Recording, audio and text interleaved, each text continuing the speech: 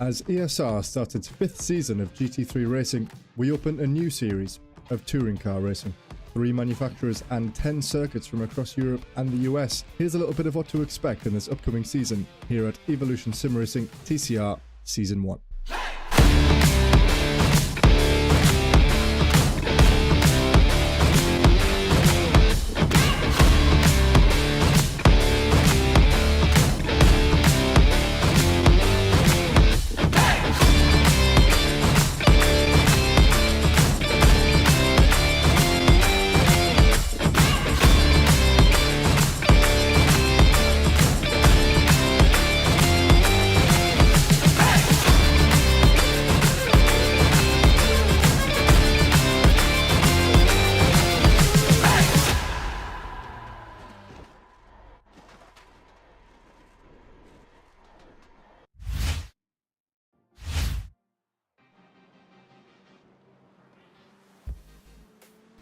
Good evening everybody, and welcome back to the Evolution Sim Racing Touring Car Championship tonight for the 5th round here at the Nürburgring.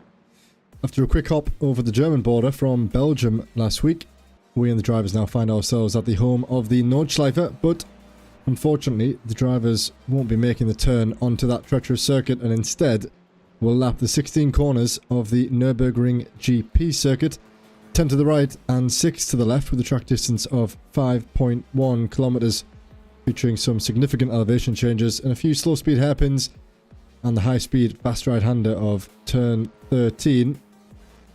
This region, of course, known for some of its unpredictable weather, but tonight, as always, we're guaranteed dry running throughout, making it somewhat of a consistent affair for the drivers.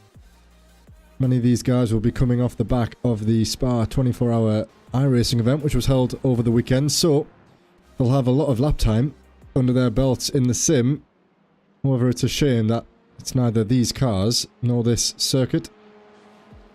My name's Joseph Glass, and as always, I'm delighted to join you all once again this evening as we look forward to 3 20-minute sprint races, commencing shortly after our closed qualifying session as always. But first, let's take a look at the sponsors for this series.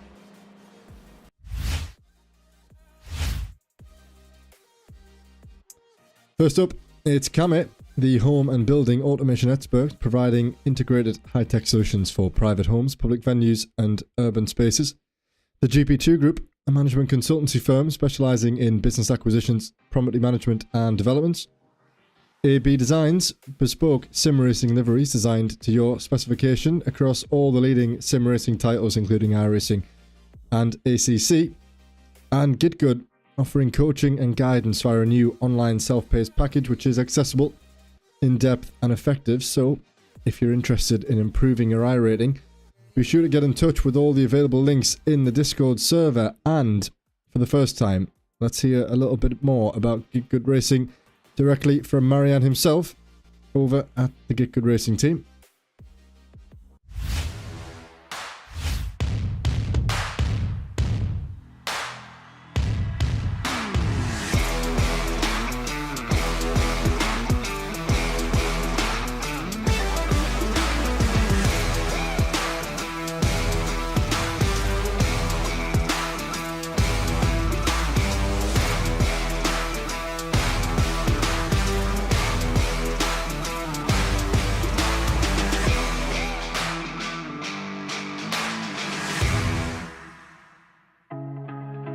Do you want to improve at a quicker pace? Check out getgoodracing.com.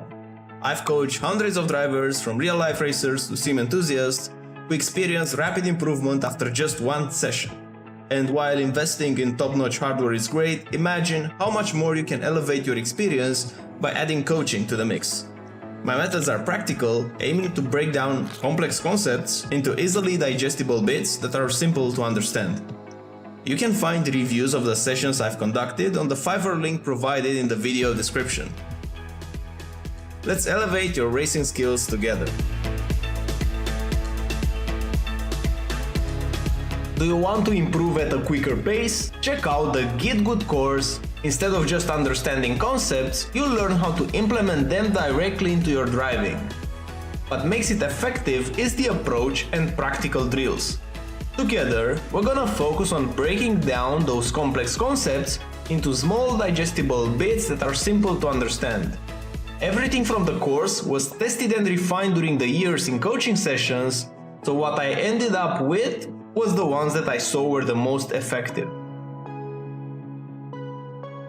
Let's elevate your racing skills together.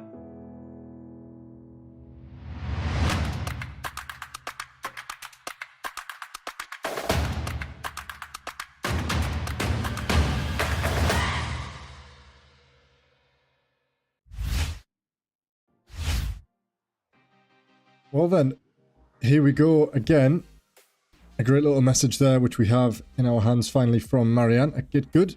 So, a bit more detail from the sponsorships which we've been covering for the last 5 weeks now, as we cross finally into the halfway point of the season. As I said earlier, tonight at the Nürburgring. And we have 2 stints over in Italy at Mugello and the circuit in Imola. But for now, let's take a look at the standings and the formalities before we jump over into the live session. So, off the back of 2 race wins and a P6, Wojtek Suridovic maintains his margin at the front, 19 points ahead of Mateusz Pensela. He had 2 podiums to his name last week and a P5, so once again holding on to those massive finishes. Yet to finish outside the top 5 is Mateusz. So he will be looking to continue on with that this evening. Luke Lucchesi, the first man for RDSA Esports, who once again, as last week, have another new name on the circuit for us tonight. He sits at 314 points. As you can see, that margin extending to the top 2 now. 60 points for the South African. Duncan Kirby for Steel River Sims. He's right up there. He's just crossed over into the 300-point margin with 301 points. Very close behind Luke Lucchesi, only 13 points the difference. Got himself a race win last week, which he was very satisfied with. We spoke with him at the end of the race, and we heard all about how his night went on.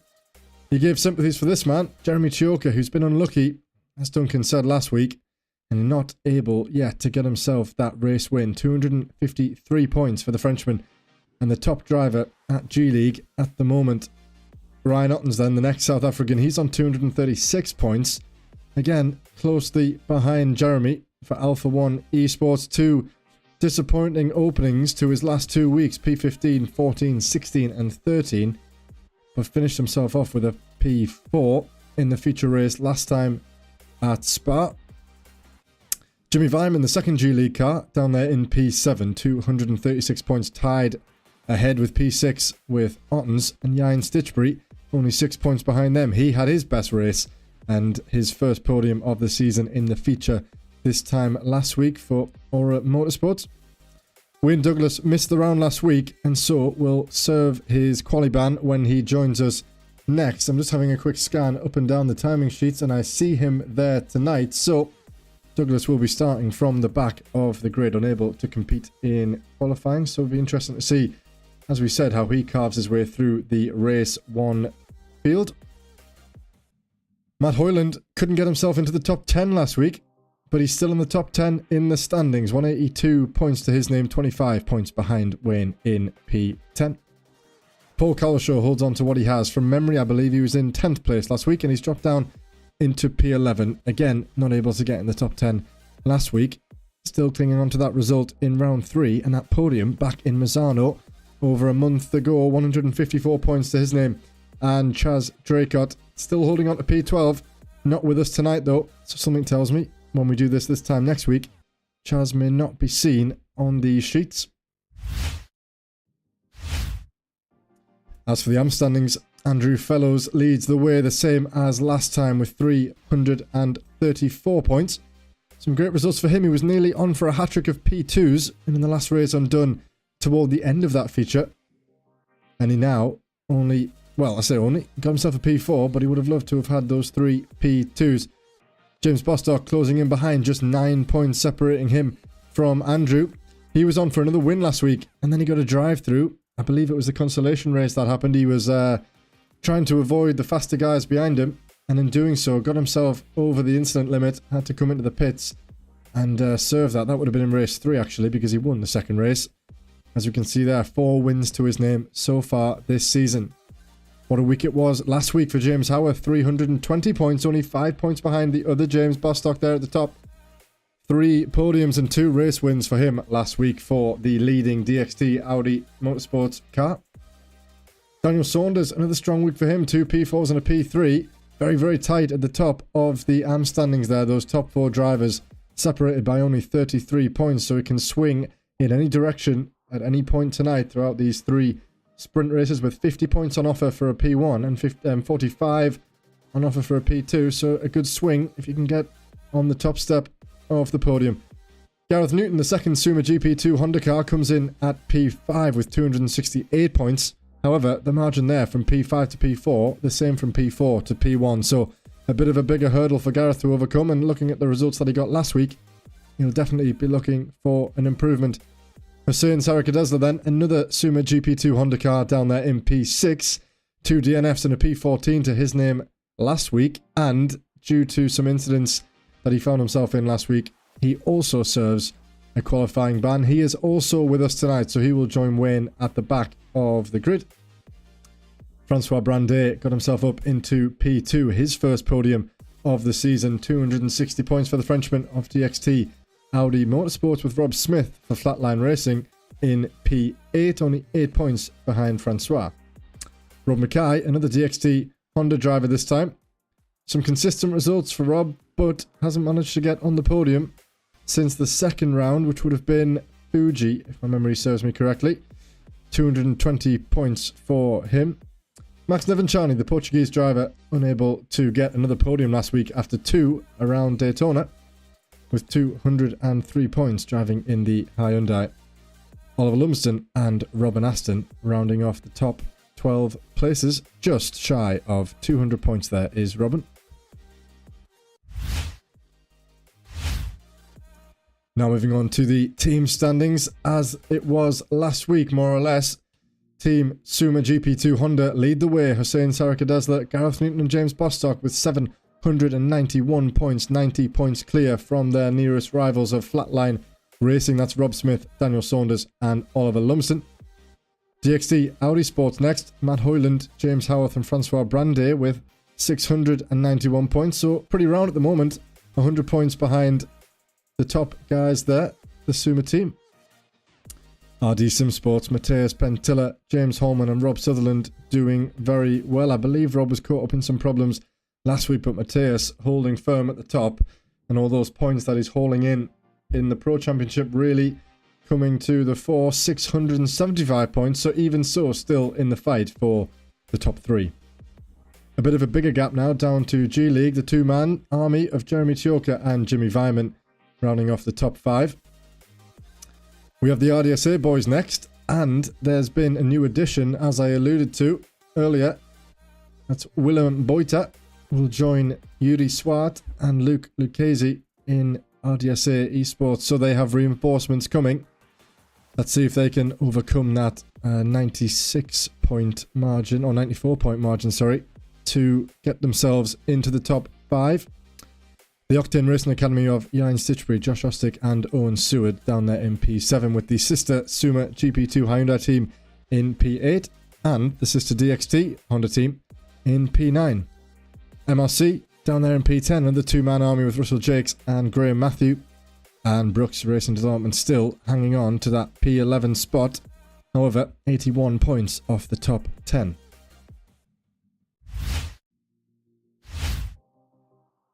And finally, the incident ratings. Wojtek Silidovic still the man to beat on all fronts, up there in the first position spot, getting his hands on that $15 voucher as things stand. Alex Fretwell, as we said last week, temporarily in P2, but he hasn't completed the minimum requirement yet, so he will be taken out of these standings as the league goes on. Let's assume that Yain Stitchbury is then in the top 3. He's currently within a shout of getting his hands on one of those vouchers, and Matthias Pentila there for RD Sim Sports as well. Alex Cohnratz leading the way in the AM class, but again, not yet within the threshold to qualify for this, for these standings, let's say, for this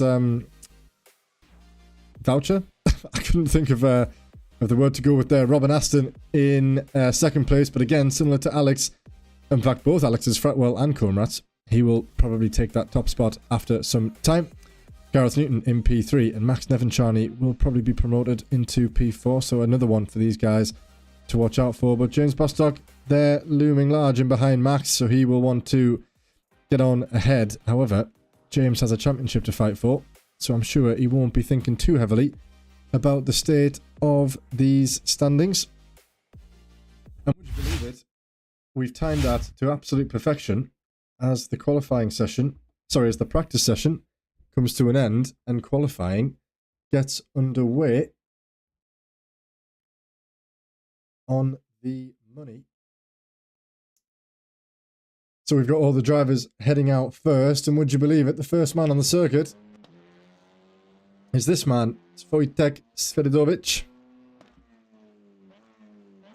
As he makes his way around for the first time.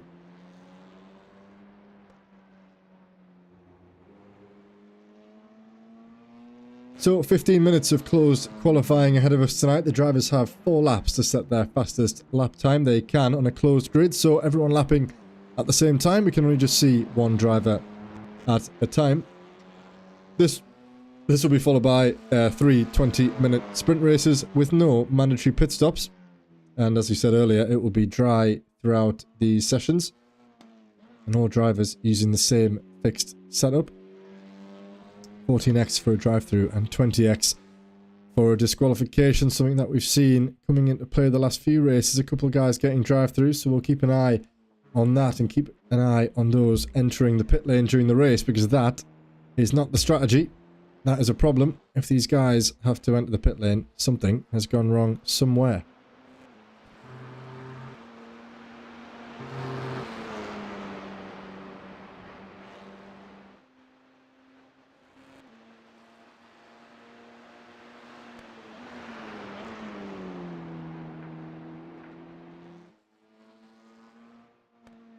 Wojtek heading around the final few corners now, heading through turn 12 at the moment. The long run up toward the fast right of turns 13. Jatzenbecks.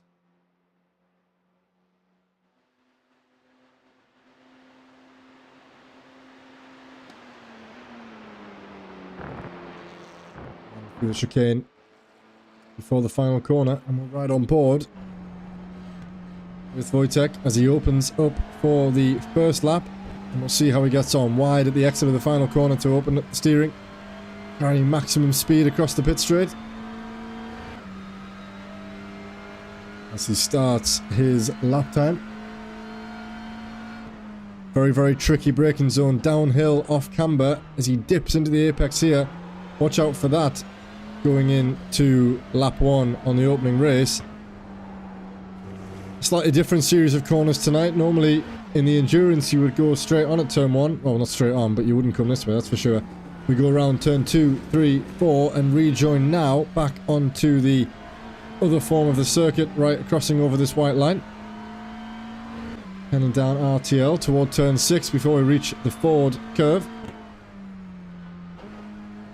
Again, a tricky corner as the car steps out on you, and another downhill braking. We alluded to the camber and the elevation that this circuit offers, and you can see it heading downhill, downhill, downhill all the way until we reach the first significant hairpin at Dunlop. Opening up the corner as much as you can, down the gears and keeping it tight in toward the apex curb. And now back up the hill. You want to get a good exit, not to compromise the run up the bank. And take this. Will it be a lift? That's flat out for Wojtek as he chucks it over the Schumacher and down towards turn 11. Pretty heavy braking zone this, straight line it. Turn in, take a lot of entry curve and run it out wide. And then back on with turn 12 to the bit curve.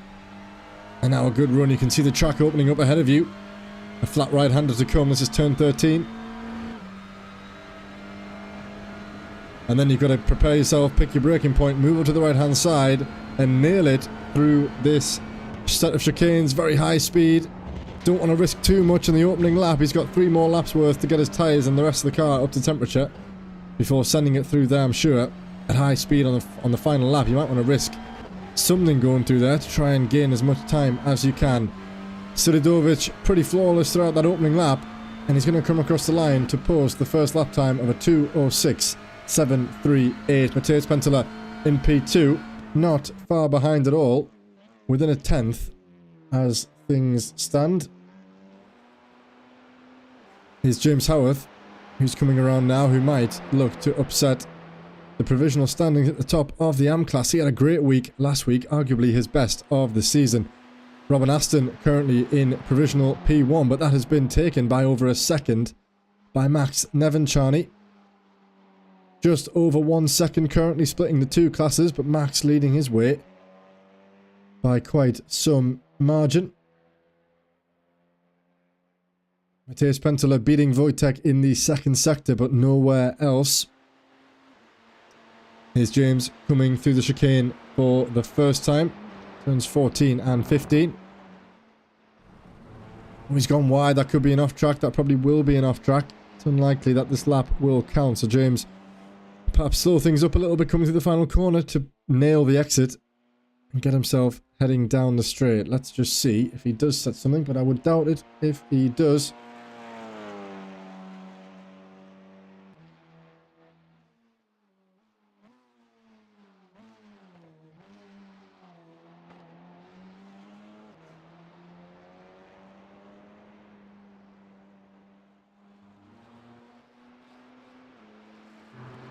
Wojtek setting purple sectors 1, 2 and 3, so he is extending that gap to Penteler. We ride on with Yayan. Yayan and his team had some success actually in the Spa 24 hours, finishing yesterday, coming P1 in their split, so great effort to them. And just over 24 hours later, Yayan finds himself back at another circuit, in another car, competing in another series. Most of us, me the same, can't get enough, really. Time in the sim, time in the league. It's just laps under the belt. And he keeps it nice and tidy as he heads through turn 16 now.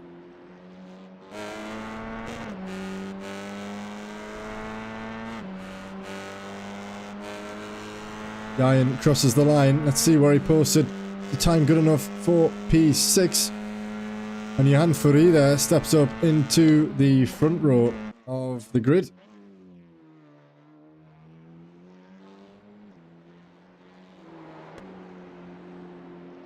We have Rob Sutherland here, and just for the sake of it, I'm going to just refresh the paints here because that is not the right livery. That's better. As Rob comes across the line, but it isn't a good enough lap time. Kirby off the pace as well down there in P15. He may have made a mistake on that opening lap, but at the moment, after the first runs are complete, it's Wojtek Suridovic, the man, who is leading the way at the moment. I'll bring up the gap times instead of the intervals so we can see how things are looking throughout the standings. A second separating P1 and P6. 3 seconds separating the whole of the pro class.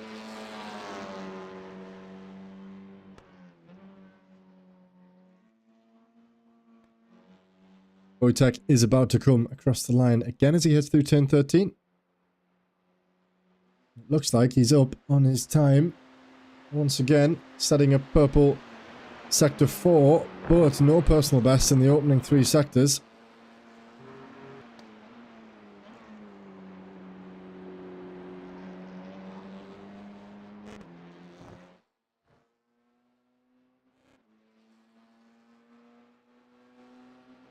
Wojtek comes across the line, and I don't think that's going to be an improvement. Danny Weir next to come through. He's heading around the final corner.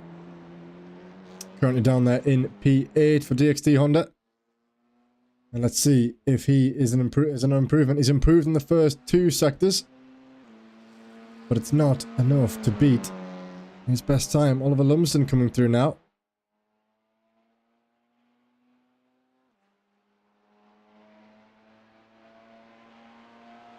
One of these guys improving. Max Nevenchany has just improved and he goes to the top. I'm not sure what's happening with trading paints here. Every time I cut to a new car, it seems to Cut in and cut out. Max Devanchani then provisional pole position. 2 more laps to go. And Rob Sutherland has just come across the line. Is he going to improve? No, he actually gets demoted there by Stephen Fry, setting at 2:08.5. A long lap time around this circuit. Yuri Swart back in the pit lane. His qualifying may well be over. And he's very tight to James Holman in behind. Alex Conrad has just come across the line to steal away P1 from Max. And that is him done. He's only done 3 laps and he's back in the pit lane. I'm just going to flick through some of these guys for the sake of trading paints, just to see if doing this will help. It looks like it is if I go back. It's not happening again. So, some technicalities to iron out. I had a few technicalities when I started the stream, actually. Having raced on triples over the weekend, I didn't realise that I had to rejig everything to get back to the single screen. So, I had a bit of a touchy 10 minutes before the broadcast started. And I'm just sorry, guys. I'm just going to continue to do this for everybody to make sure that when we get racing, this doesn't appear again.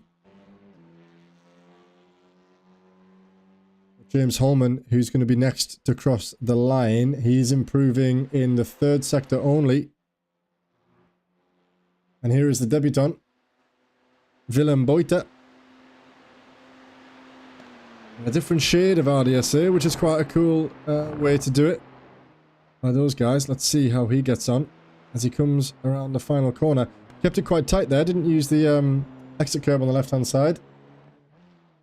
We're nearly through the order, so we can stop this spamming in a moment. I think this is going to turn out to be the right call, as all these guys slowly come to a halt. I believe once we get to Robin, who is coming up shortly, we should be back to normal. Yes, we are. There we are. Everybody done then, and a lot of drivers finishing after only 3 laps. Yayan's done. Paul is done. James, here we go. James to come across the line. He's nearly half a second behind Dennis Collar, who's come out of nowhere there. Apologies, Dennis. I've missed that change in just sorting out the trading paints there. So Howarth comes across the line. A personal best in the 1st sector, but not an improvement in the next 3. Is it going to be enough to take that P1 spot away from Collar? No, it's not. And Dennis Collar himself is going to be next to cross the line. Is he going to improve on his lap time? It was a personal best, sector 2. Nope. Nobody is improving on their lap times, and nobody else is out on track setting a valid lap. Mark, perhaps, is. Let's ride on with him as he continues round.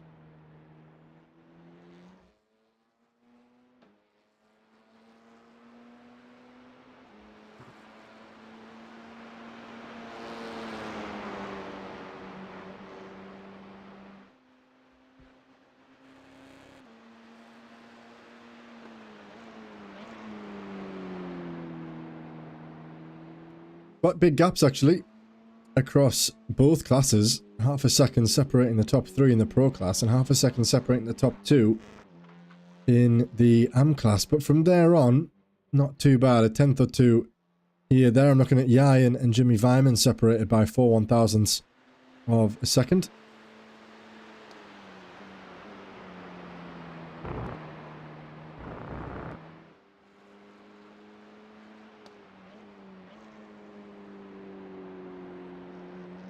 Mark hasn't improved in any sector, and so will be the final man to cross the line to finish off here.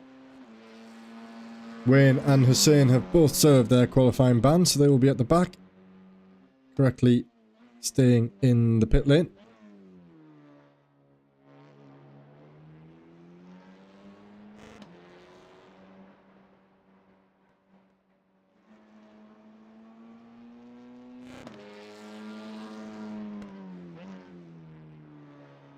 Still have a minute to go here, so I'm quite pleased that Mark is doing us the honour, even though he's finished.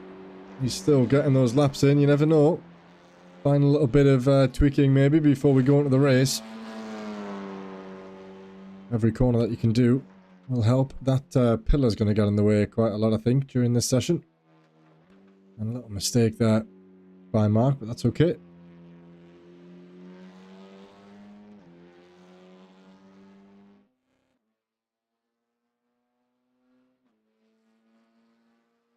Thank you as always to everyone joining us in chat. Some good numbers here tonight, especially for qualifying before we've even got underway. Got some good message there. Bodes well for these guys starting the halfway point, as we said during the season, halfway through. 5 of 10.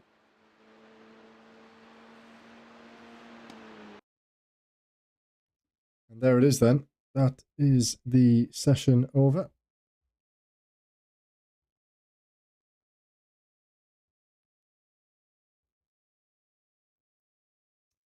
So let's take a look at the grid ahead of the 5th round of the Evolution Sim Racing Touring Car Championship. It's Wojtek Solidovic who once again maintains his perfect pole record. Starting in P1 on the front row of the grid with a 2.059, the only driver in the 2.05s on the grid. Johan Fourie next up, the first South African, the 104 machine. Matthias Pentilla sharing the second row of the grid with Yuri Swart. James Holman and Jan Stitchbury in P5 and P6 sharing the third row, a second off the pole man.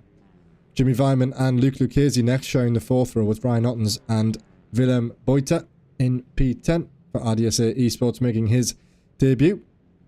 Jeremy Choker, Paul Cowlishaw, Duncan Kirby, Josh Ostick the top 15 before we reach Dennis Collar setting the pole time for the AM class there with Stephen Donnelly just in behind. Matt Hoyland and James Howarth, Stephen Fry and Rob Sutherland the top 20 with Alex Comrats and Max Nevincharny down there in P21 and P22. Mark Proctor, Daniel Saunders, Robin Aston, Andrew Fellows, Rob Smith, Francois Brandet the top 28 with Danny Weir and Gareth Newton rounding off the top 30. James Bostock, Steve Rubino, Oliver Lumsden, John Ludbrook and Rob Mackay your top 35 with Graham Matthew and Mark Wesley, the two guys setting the times down there at the back. Before Hussein Sarakadesla and Wayne Douglas, a pro at the back of the grid, the two guys serving their qualifying bans who did not compete.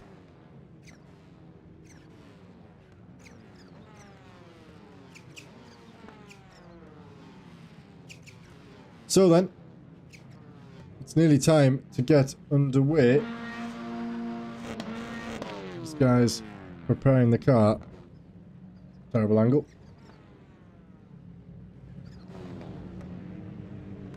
Yeah, so we said these guys preparing the cars, preparing the engines ahead of the lights, which we now have, waiting for 5 of them. And the 5th round, the opening race gets underway. And away there you go. It looks like a bit of a slow start on the inside there by Johan Fourie as Wojtek looks to get himself away well, and I think he has done, and he defends the inside line aggressively against Johan Fourie, who did recover in the end. There's Matthias Pentila looking to sniff around the inside with Luke Lucchesi. And oh, and there's contact between the two G-League cars and Ryan Ottens. That's Chioka, Weimann and Ottens making contact. Not sure which one is off. And there's Duncan Kirby looking to get around. There's more drama. That's DXT, G-League, and that's a big smash there for Rob Sutherland once again. James Bostock getting through nicely, looking to go around the outside.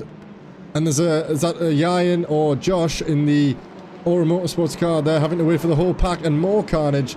That's Flatline involved with Suma, and I'm hearing another drifter down there at the back somewhere. Who's this gone off?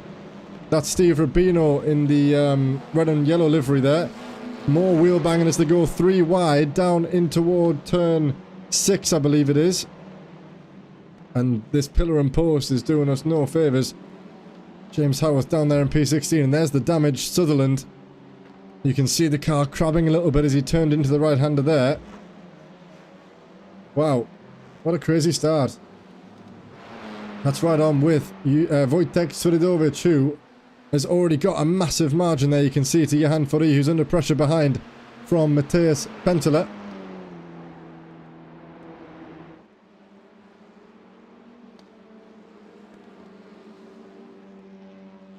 He's going to be able to get his...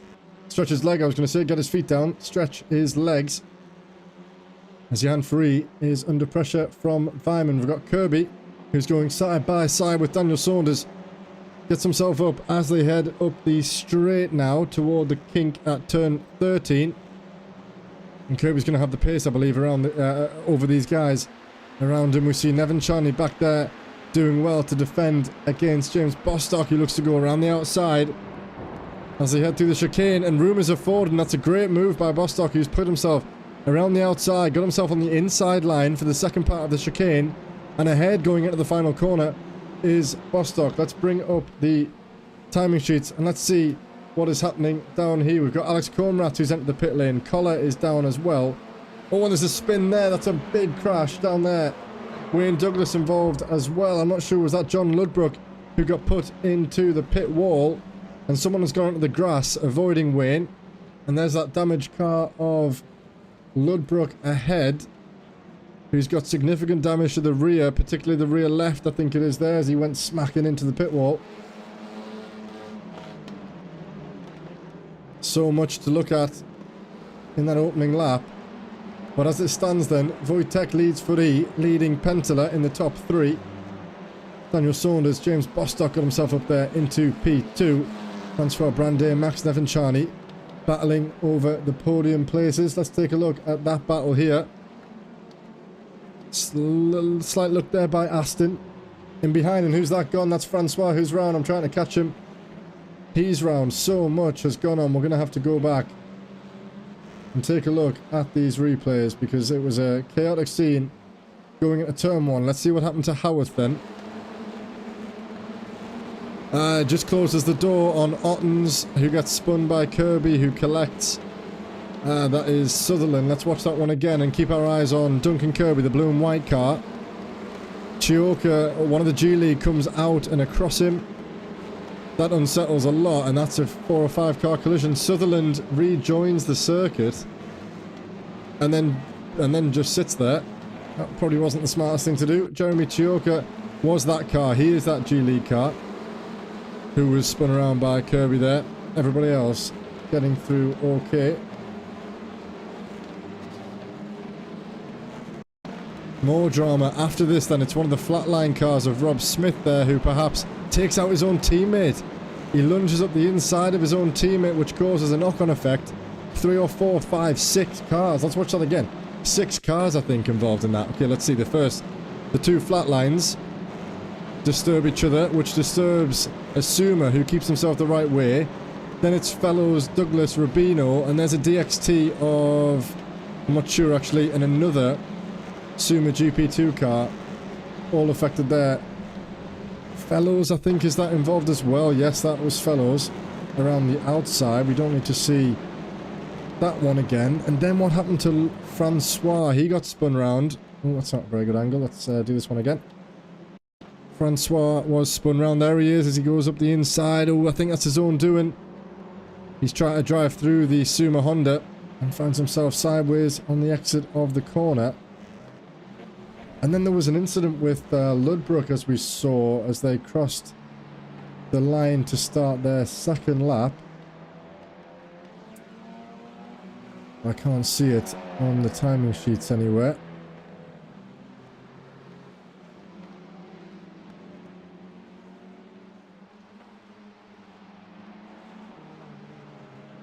So, in all that, while we were watching,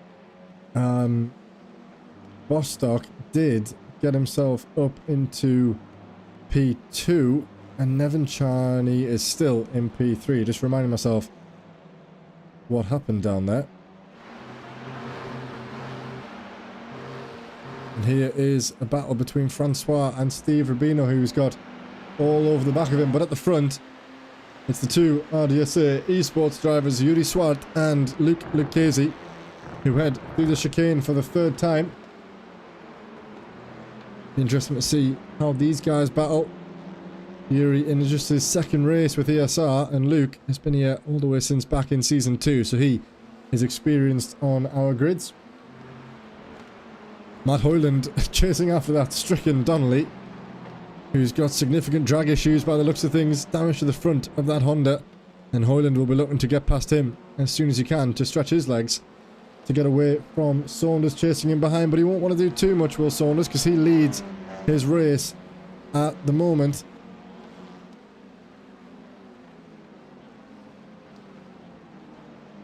But Chioka, he's just made a move up the inside of James Holman, RD Sim Sports, and he moves himself now up into P14 in class, and that's an incident at the back. That's a 3 or 4 car crash. It's just happened behind us. We just heard it. Let's watch on and see what happened with Matthew, Ostick, and Mackay. Late on the brakes for Ostick, who sends it, and he very late really there by Ostick. Let's see what he saw as he came into turn 1. Gets past 1, and very wide by Matthews, in fairness, who does come across. The door was wide open for Josh, I must say, and I probably would have gone for that as well, but Graham's come across the circuit and he's been taken out as a result. Wayne Douglas in the pits and Ostick in the pits, Matthew in the pits. So 2 of those drivers caught up there. That is their heat 1 over and done with for the next 12 minutes before we start the Consolation.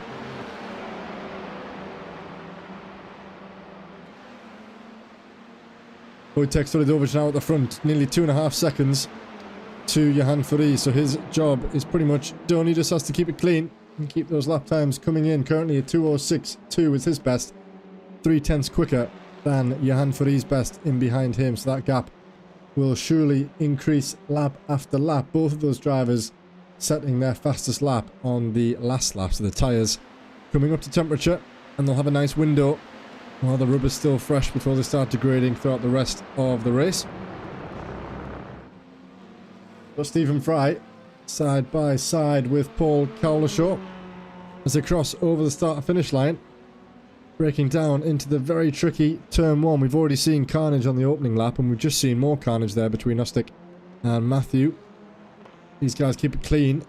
Fry ends up on the inside line as you would expect, going through turns 2 and 3, and Cowlishaw nicely sitting in behind. Steve Rubino and James Howarth switching positions.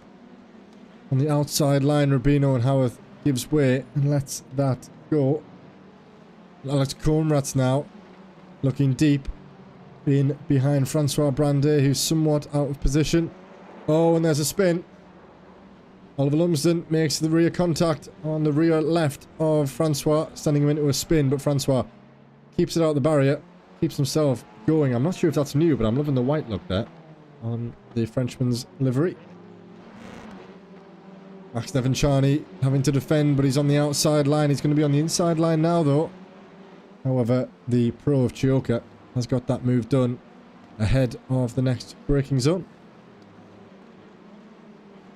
James Holman, also a pro behind Max, so he's got to be careful here.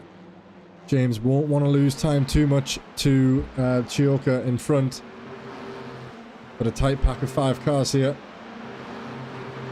as they head through turns 9 and 10. The Schumacher S's.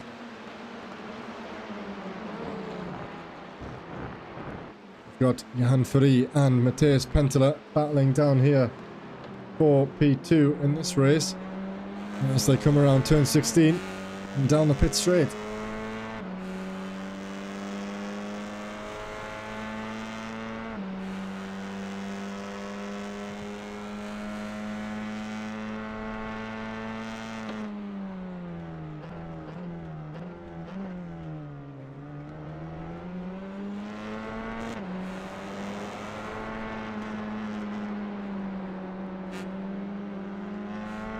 Oh, and he's got a run there. What a great move that is as they head through turn 3. Oh, maybe not enough room left, actually. Left there on the inside. Furi was there.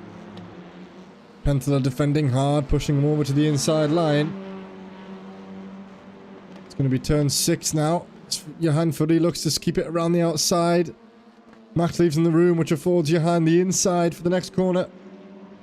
Forward curve, this is turn 7, and now the run down the bank toward turn 7. Tricky braking zone again.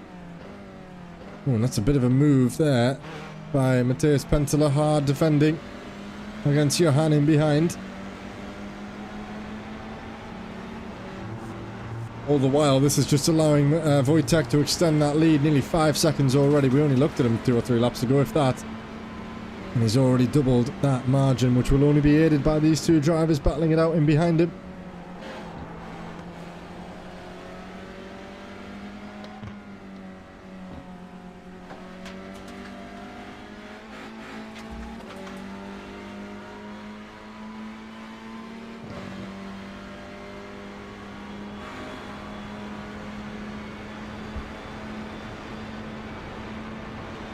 Is Johan going to slip it up the inside? No, he's not. Matthias comes across to defend.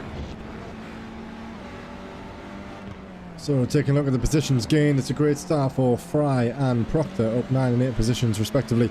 And James Bostock, I knew he had a good start. He's up there from P12 all the way to P10, and he's been there since the third lap of the race. Daniel Saunders taking 4 positions to lead the AM class with that 2.7 second gap down to Bostock, who will be under pressure shortly, and it's a late send by Hanfrey up the inside of turn 1. He's gone deep, and Pentela has said thank you very much. I'm just going to go ahead and swing around the inside, get the switch back.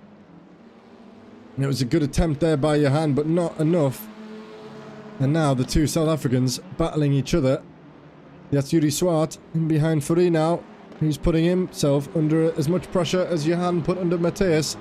This time, last lap.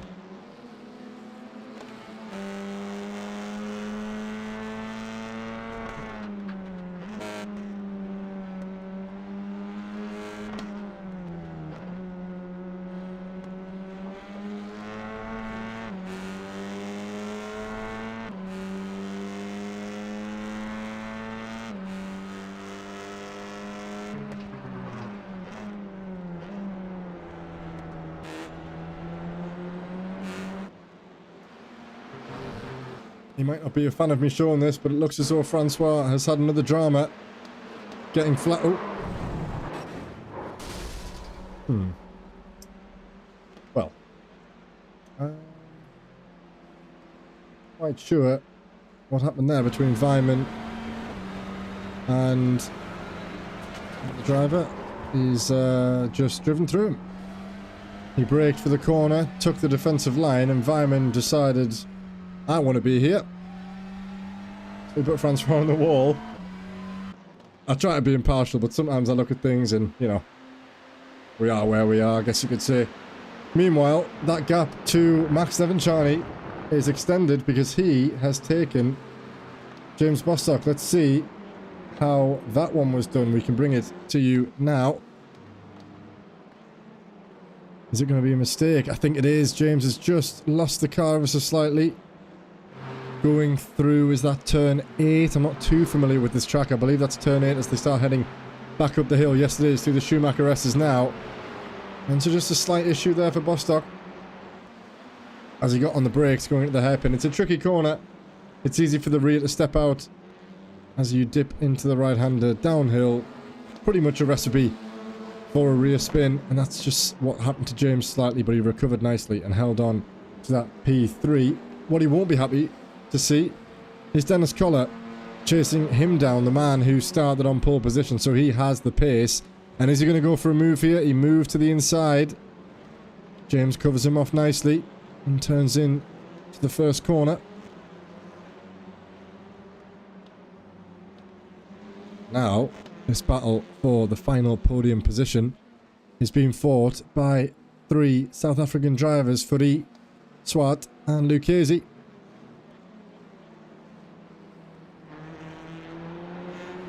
There's the real-time gap to Pentilla ahead, who's extending his legs, and you can just see Solidovic dipping out of picture as he heads through the Kumo curve. Oh, and he's alongside there. That's Swart. But Furi has carried the speed. Surely not. Into turn 11. Is he going to think about it? Yes, he is. They've been afforded the room, and he gives them the room on the outside. And let's watch on board from the perspective of Luke Lucchesi, who's got the run. And please, guys, don't go 3 wide through the chicane. Please. Let's just watch on, see what happens. These guys, I'm sure, are going to go 2 wide here, though. Let's keep on this perspective. He's just ahead, is Swart. And Lucchesi has come steaming in, and he's had to back out. He could have had that nailed, actually, if Furi had gone slightly wider. which would have been indicative after the car ahead leads from the inside. You want to look to get the switchback. So Fourie probably would have drifted over slightly to the left, which would have opened the door for Lucchese to slingshot his way through the chicane, which he nearly did, but in the end had to think better of it and backed out.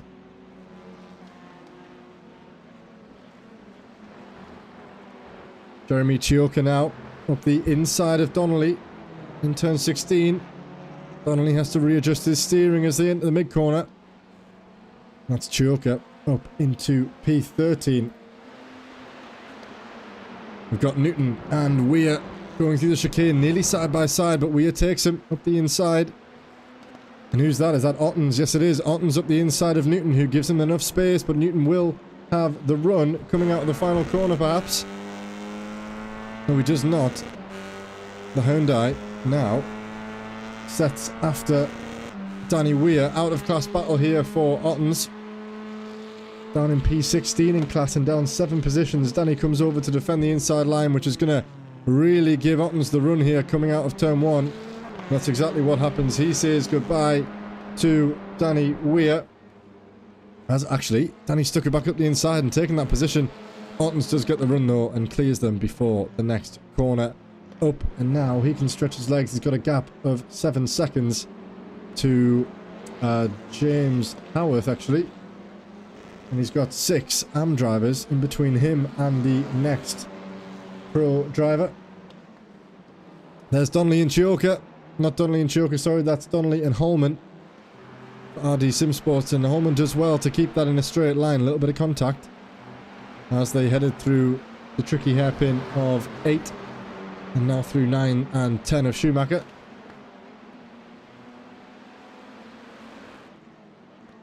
Coenraads putting Lumsden under some pressure in behind, rocking that old school Suma livery, driving for Titans now, but that is very reminiscent of arguably one of my favourite liveries actually, a VSR, that chrome silver and the lime green, that the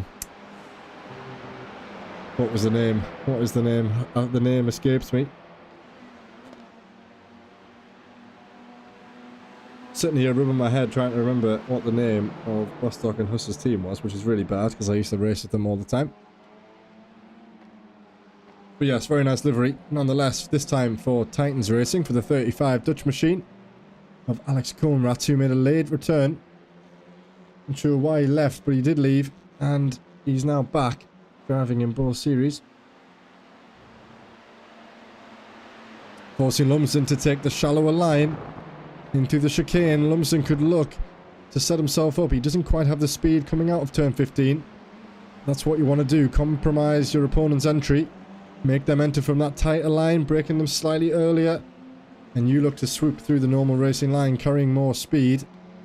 In this case, that wasn't able to happen. Donnelly still going with James Holman here. We cut away from them half a lap ago. And Holman's got himself alongside. And that's one of the flatline cars of Daniel Saunders, who's not in this class. He's leading his AM class, so he wants to be careful because he's got Nevin Charney sniffing around his gearbox, and he's gone up the inside of Donnelly. Room's just about being left, but that's opened the door for Nevin Charney. Nevin Charney goes side by side. I thought Daniel should have been careful. And just like that, Max Nevin Charney takes the lead of the AM class going down into turn 8. That's right on board with Max as he comes out there. Great move for him, opportunistic, we kind of saw it coming there. And Dennis Collar also thinking about making Daniel's day even worse. We might be looking at him switching 2 positions here in half a lap, but Max Nevin Charney leads the AM class. And it's a great start by him this evening. If he can keep this up, we'll cut back to that, because as if it's over. This is the final lap, and I was completely oblivious because so much was going on. Wojtek Swiatovic comes across the line to win. Mateusz Penteler in P3 and Yuri Swart on the podium place. What we won't do then is we won't miss this man who, on unbeknownst to me, the final lap of the opening race took that lead away from Saunders, and he couldn't really do much about it, Saunders, because he had to attack, because he had to defend at the same time. He couldn't let up and let the pros get away, and then amongst getting caught up, he cost him, and that's Nevin Charney across the line to win the opening race here at round 5, closely followed by Saunders, and then Dennis Collar. James Bostock will be pleased enough with that P4, having come up from P12 at the start of the race, and Robin Aston rounding off the top 5. A good day for the Suma guys. Well, apologies to the guys at the front who I missed. Let's actually just bring up... Oh, I can't just yet. I was going to say let's bring up the standings, but I haven't loaded in. Yeah, that caught me by surprise. Big time. I was too engrossed in the rest of the action, and I missed the white flag. But we have it now. The checker flag is out, and that commences the first of 3 rounds. Still some guys finishing off their final lap, actually. I always forget about that, but thankfully that's Wayne Douglas, the last finisher, coming around the final corner now. And then we will have the race results for the opening round.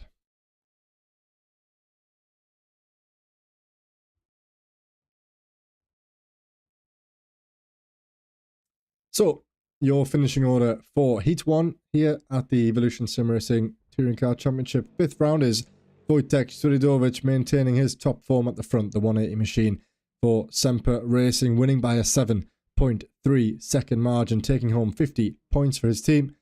Matthias Penteler and Yuri Swart round off the podium places, the Finn and the South African doing well in his early races here at ESR. Johan Fourie and Luc Lucchesi bring home the top 5, with Jan Stitchbury in P6, separating him from the rest of the South Africans. It's Willem Boita who finishes there in P7. Stephen Fry, Paul Cowlishaw, Duncan Kirby, your top 10, with Matt Hoyland and Mark Proctor in P12. Duncan then will start on pole position in the reverse 10, so he will really want to extend that gap ahead of Cowlishaw, and he'll believe himself to do it for sure. Tsuchioka, Holman, Donnelly the top 15, with Ottens. Oh, and we're away. I didn't even get a chance to look at the AM results. That was like almost too quick, really. Here we go then. We're away once again, and Duncan Kirby gets a good start off the line. He's dropping Cowlishaw down, who's been taken already. No, he hasn't. He's about to be taken, though, by Stephen Fry, and it's a swarm of cars. Look at them all heading down into turn 1, nearly 4 wide by P3, down to P6. And Cowlishaw, I give him a hard time there at the start. All of a sudden, he finds himself leading the race. Great start by Cowlishaw in the end, and this time, are the drivers going to get through? There's a little puff of smoke there as they head around the exit of turn 2, and that's Lucchesi off the track. There's Nevin Charney looking to sneak up the inside of there, and that's a G-League car defending the inside of, I believe, is that Aston? Yes, it is. Robin Aston on the outside. Everyone getting through nicely in this opening stage. What you like to see. Last race was a little bit messy, and I'm sorry for the AM guys there who I didn't get to summarise their race results, and that is messy. That's Donnelly, who's rejoined the circuit, wiped out Lumsden, and he's off the circuit, both of them. We'll have to go back and see what happened between those guys later on.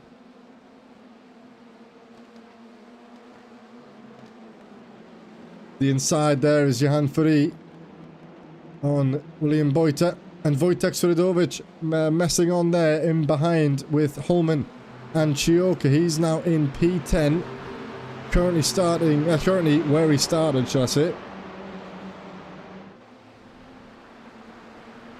And who's that off there? Rejoining the circuit back there. One of the... Is that Hoyland? Yes, it was. Matt Hoyland took a trip over the grass there, but rejoins safely enough. That's Donnelly and Oliver's race over. Those guys have both reset to the pits, and that's another puff of smoke there. Perhaps someone just getting up onto the grass. Cowlishaw leads then, but he's under pressure from Kirby, who might stick it up the inside of the chicane. Is he going to do it? No, he lets Cowlishaw through. But Cowlishaw under immense pressure from Kirby, who we said might fancy his chances at a race win here, having started on pole. But Cowlishaw undid my words there and led going into turn 1.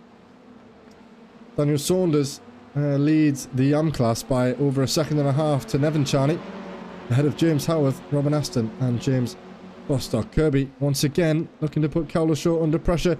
He does go up the inside this time. Bit of door banging. Room is just about left by Kirby, and Cowlishaw still sticking it up the inside, which he's done, and Kirby obliges giving him the room. Is that going to open the door for Stephen Fry? Let's ride on board with him and see how these guys get on. Bit of contact. Kirby does back out. Keeps Cowlishaw on the road. Very, very tense here at the start of this race.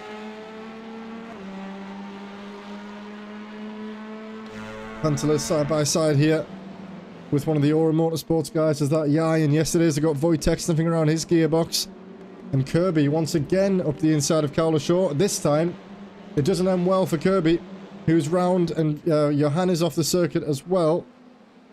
Flash of the headlights there by Yai, and I'm not sure who that's targeted towards. There's too many guys in that area to even tell. And there's a spin. Someone's gone. Who's that? That's Holman off the circuit. And I believe that would have been Saunders, I think, who we made contact with. Frantic start here in the opening lap. And here's this group of cars. It's Mark Proctor. There's been more damage. And Fry's in the middle of the track here. Fry's in the middle of the circuit. Let's hope everybody avoids him.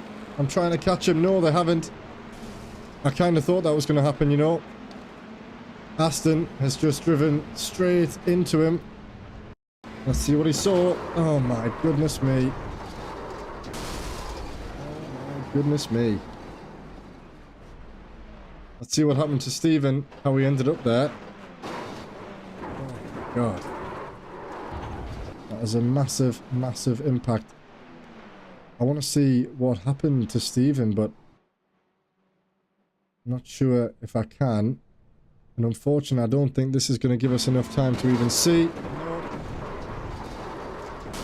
Oh.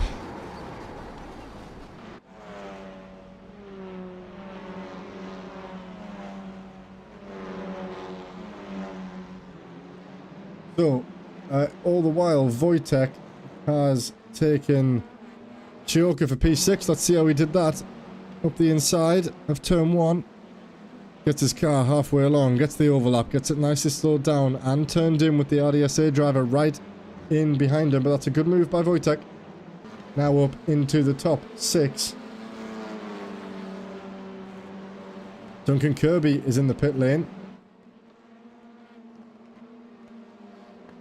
Ludbrook has also had an incident. And what has happened to Kirby? He is round. Let's trace that back as far as we can. I'm not quite sure how far back that's going to go. But Kirby has had a big incident and he is out.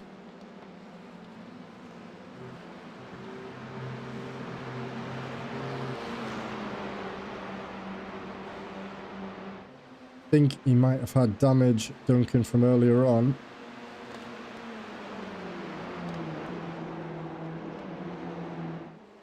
Try this one and see what we get here.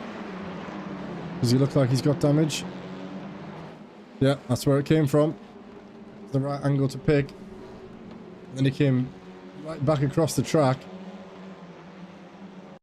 Let's see what Chioka saw.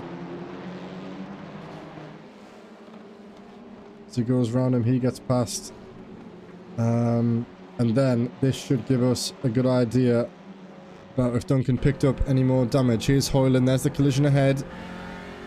Kirby goes off, rejoins. Has he just slapped it into the back? Into the tyre barrier there at the back, perhaps. Once you get up on the grass, very difficult to get the car slowed down. Johan Ferry set the fastest lap time there of a 2:06.9, which is quickly beaten by Wojtek Swidovic at 2:06.7. And Cowlishaw putting Matej Penteler under all sorts of pressure for the race lead. Cowlishaw well within a chance of a race victory. And I believe he was on the standings. We saw him earlier saying how he's only had one podium, and that was all the way back in the second round. And so he'll be hoping to keep a hold of that. But with Johan Ferry that close, he's a millimetre away from an incident. We've got James Holman going up against James Howarth. And he sticks a wheel, a whole car even, up the inside. Gets that position done. More contact ahead. Who's that? That's another flatline car of Saunders. He's round. And he's now going to have to sit there and wait. And he rejoins the track. Just about okay. Everyone making his way around the stricken Saunders there. Let's see what happened. I think there's been a little bit of a squeeze there up against the barrier. Is that, and he's not left Nevin Charney any room. I think Nevin Charney was entitled there. He looked about half a car alongside from what I saw there. But the room not afforded. And Nevin Charney actually led the race from that point. So he leads. All's fair in my book, in my opinion there.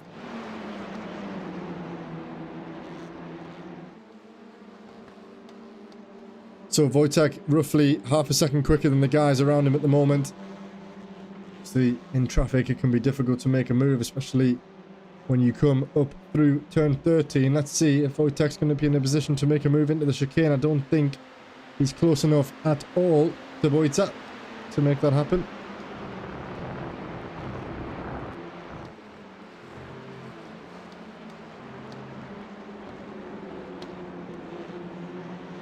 Got support for Max in the chat, which is great to see. Getting another...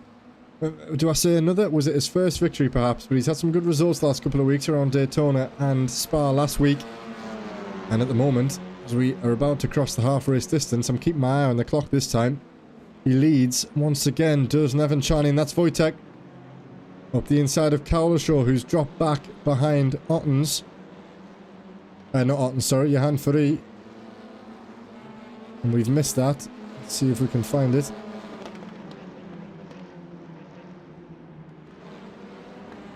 Here it is. Let's see how Johan Furey got past Cowlishaw. Is it around the outside? It is. Hanging it around the outside of turn 6, just before they reach 7. And up the inside went Johan.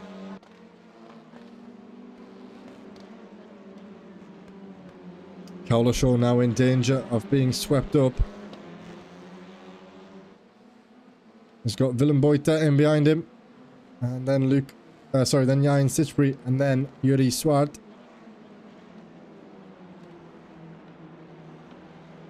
Close racing tonight, actually. Up and down the grid, there's been a lot of incidents. But the guys staying with each other. I guess with the nature of this circuit, unlike Daytona and Spa, you've got corners coming quickly after one another. From turns 1 to 5, you can barely breathe, and then even 6, 7, and 8 very close together. 9, 10 is the same sequence. So really, every single exit, there's a driver looking to capitalize. I mean, I guess you could say that about every corner on every racetrack, but you know what I mean.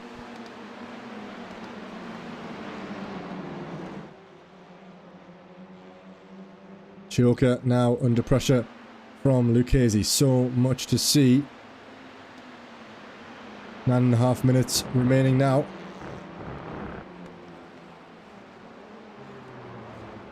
Let's take a look at the full standings to see who is just around that threshold. We've got James Bostock, who's just put himself up into the top 15. That's swapping positions between he and Hoyland. Here they are now, side by side, coming down the pit straight. And Bostock leads, and he is on the inside line.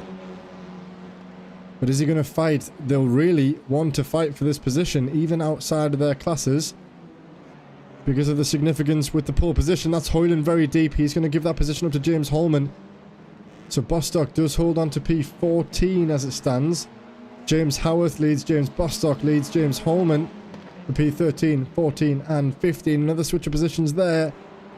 As Holman of RD Sim Sports looks around the inside, and now Bostock returns the favour of the insides and cuts him off and says, "This is my position, mate."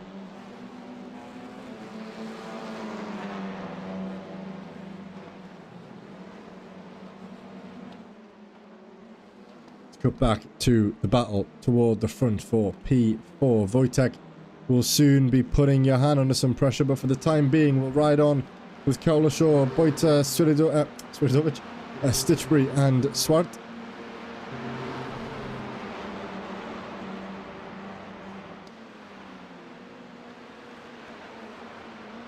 That battle still going on. In fact, Bostock is going to get a move done here. And it's going to be up the inside. No, he does back out.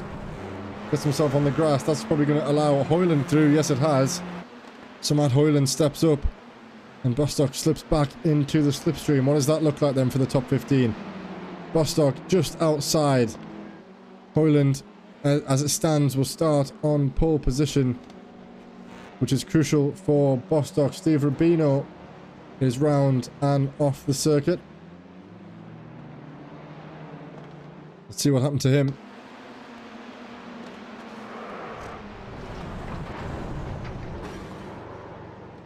Just a little bit of a miscalculation there by... Not sure who that was actually there. Rob Smith, possibly. Yeah, this is Rob Smith. And does he actually... does Steve move back over? Let's get a look on the gyro cam. Does he move back over under braking? Yeah, it's tricky. I don't think Rob was really expecting him to brake at that point.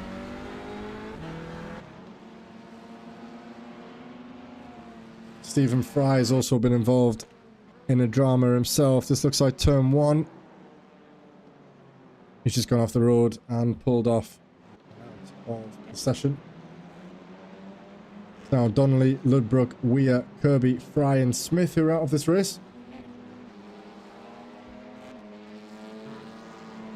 6 minutes to go then. Mateusz Penteler has 2.5 second gap to Wojtek. And let's look at the lap times. Last lap, Wojtek was only 0.2 quicker, so at the moment Mateusz probably has the pace to hang on to this race victory. Graham Matthews drops behind Dennis Collar in the arms as Gareth Newton gets past Alex Conrad and takes a place up in the top 5. Max Mertenchani still 1 second clear of James Howarth in behind him. And we have Mark Proctor. Max actually putting a guy out of his class under pressure. As we said earlier, it was Saunders who was in a bit of a predicament with the pro drivers ahead. You don't want to fight them because they're not in your class, but you also don't want to sit behind them if you're quicker, because that just invites the rest of your class to gain. And that's exactly what Howarth is hoping for. And that's not what the Portuguese man leading his class at the moment will be hoping for. Carlos Shaw goes off, rejoins as they head through turn 16. Yayan sniffing around the gearbox of Carlos Shaw. Let's see what he sees as he pulls off to one side. Is that an aggressive early defense, or does he have a slowdown?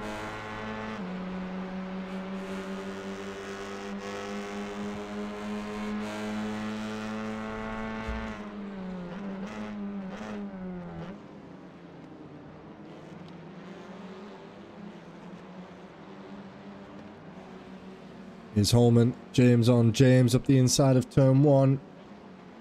The pro driver moves past Howarth. And that will be what Max wants to see. A pro driver in between him and his nearest rival. 4.5 minutes to go in this consolation race. And let's keep an eye then. Let's see. Hoyland still on the cusp. There's been an incident for Bostock because he has dropped a few positions, but I can't see it on the timing sheets. I'm not going to cut away from that.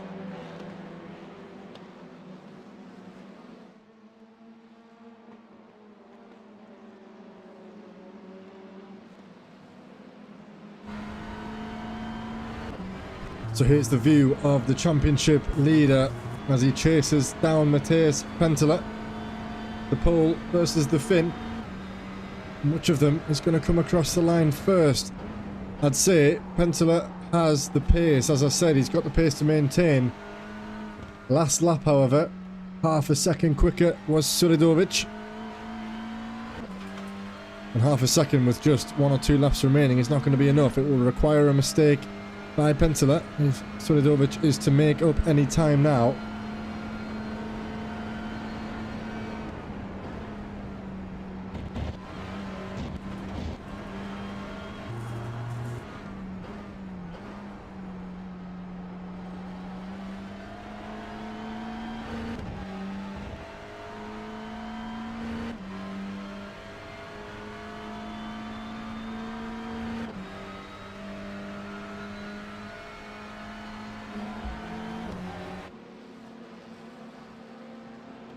Lucchese now, putting Chioka under pressure as they cross the start-finish line for one of the final times tonight. No white flag yet, so we will go around for at least 2 more laps and up the inside. Lucchese dives as Chioka going to get the switch back? No, he's not. Lucchese moves up and puts himself into P9 in class.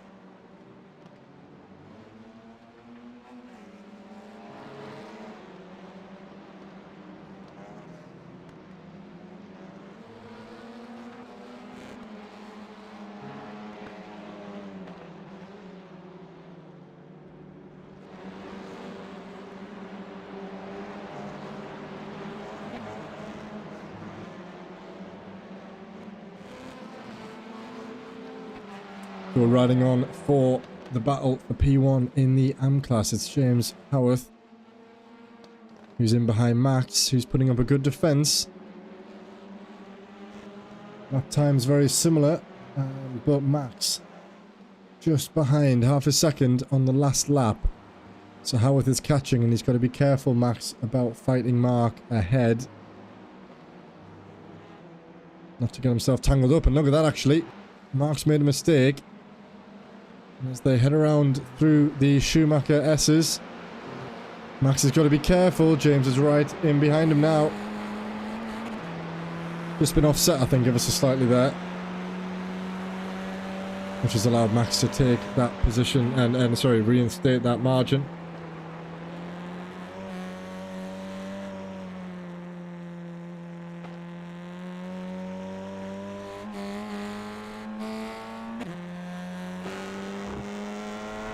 Wojtek really closing that margin now. This will be the white flag as the drivers head around for the final lap.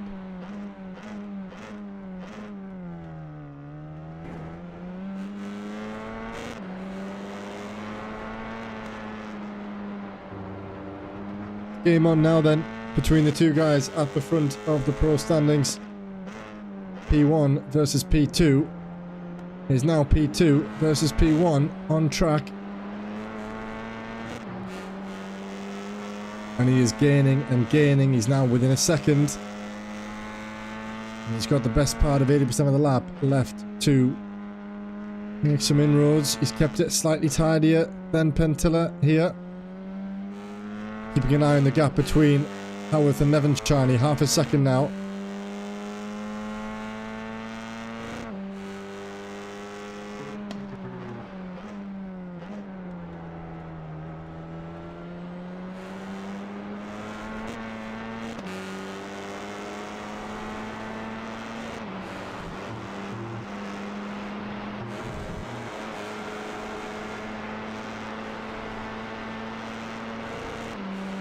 Doesn't look like it's going to be enough. It'll need to be one almighty exit from Wojtek, who with one more lap probably would have been able to capitalise. Let's see as they get the run now down towards turn 13 out of bit curve. And this is critical now for Swidovic if he's going to get the job done. Let's see. Rightly moving out the way. That's good by whoever that was. Doesn't want to get in the way of either of these guys. Through the chicane, it's a little bit of a wobble by Pentilla. This could open the door for Swidovic to get the run. Let's see. No, I don't think it's going to be enough. It's been a great effort there by Wojtek, who moves to the inside line and finishes just 3/10 behind his rival. Johan Ferry finishes in P3 with Willem Buiten down there in P4 and Yuri Swart, his teammate, in P5. Let's find Nevin Charney and Howarth, who again, similarly to the pro class, come around the final corner within 4/10 of one another, but for the second time tonight. Max Nevin Charney, the Ukrainian, comes across the line to win the consolation race, closely followed by James Howarth, the Englishman, in P2. And James Bostock, albeit 9 seconds down the road, is happy with yet another podium to his name. Good result for Bostock there. But what a night Max is having so far. 2 P1s. And now the pressure is on him to convert the hat-trick of race victories. Let's see if he's going to be able to do it. Francois there as well, crossing the line. I'm just jotting a few bits down.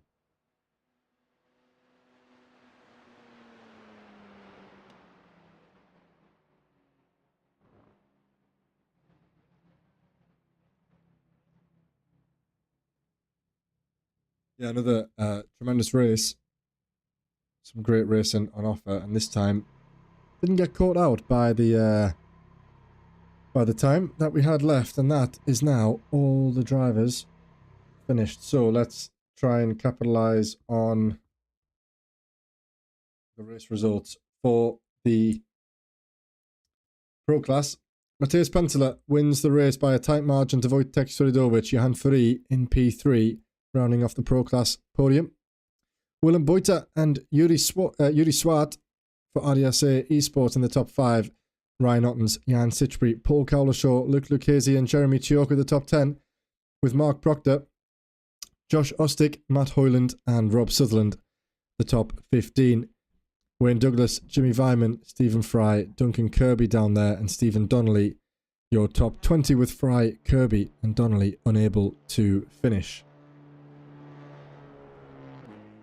And now the AM results for the first time tonight. In fact, let's do it right.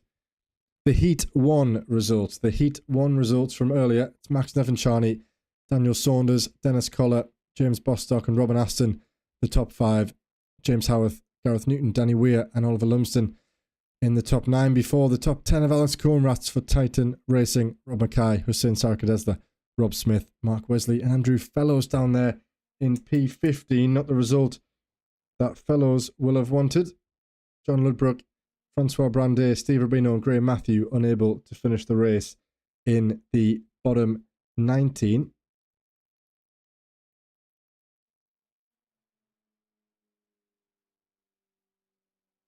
And I'm just jotting down another position. And now then, we'll flip back over to the consolation results back on track. For the AM class, Max Nevincharny, a double at the moment, with James Howarth and James Bostock in P2 and P3, rounding off the AM class podium. Rob Mackay and Andrew Fellows the top 5, with Gareth Newton in P6, Dennis Collar, Alex Coenraads and Francois Brandet in the top 9, with Graham Matthew, your 10th place driver for KM Racing. Steve Rubino in P11 with Daniel Saunders in P12. Mark Wesley, Rob Smith and Hussein Sarakadesla, the last of your finishers in P15, with Robin Aston, Oliver Lumsden, Danny Weir and John Ludbrook failing to finish a lap behind or more in the top 19.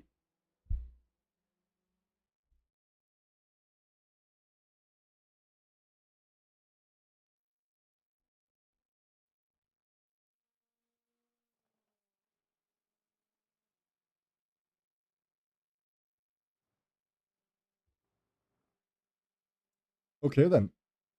So we have just 2 minutes left until we get underway again. So as always, I'm going to go ahead and take a short break.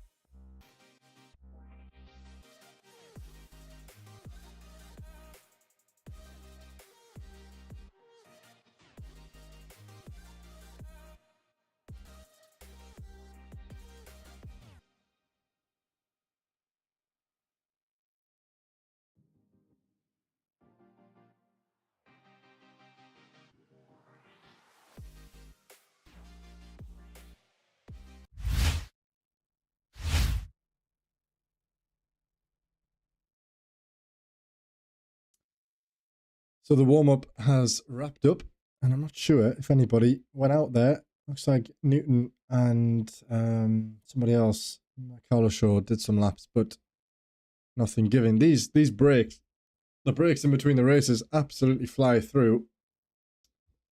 So we don't need that at the moment. We just need this, and hopefully we have time to run through at least the reverse 15.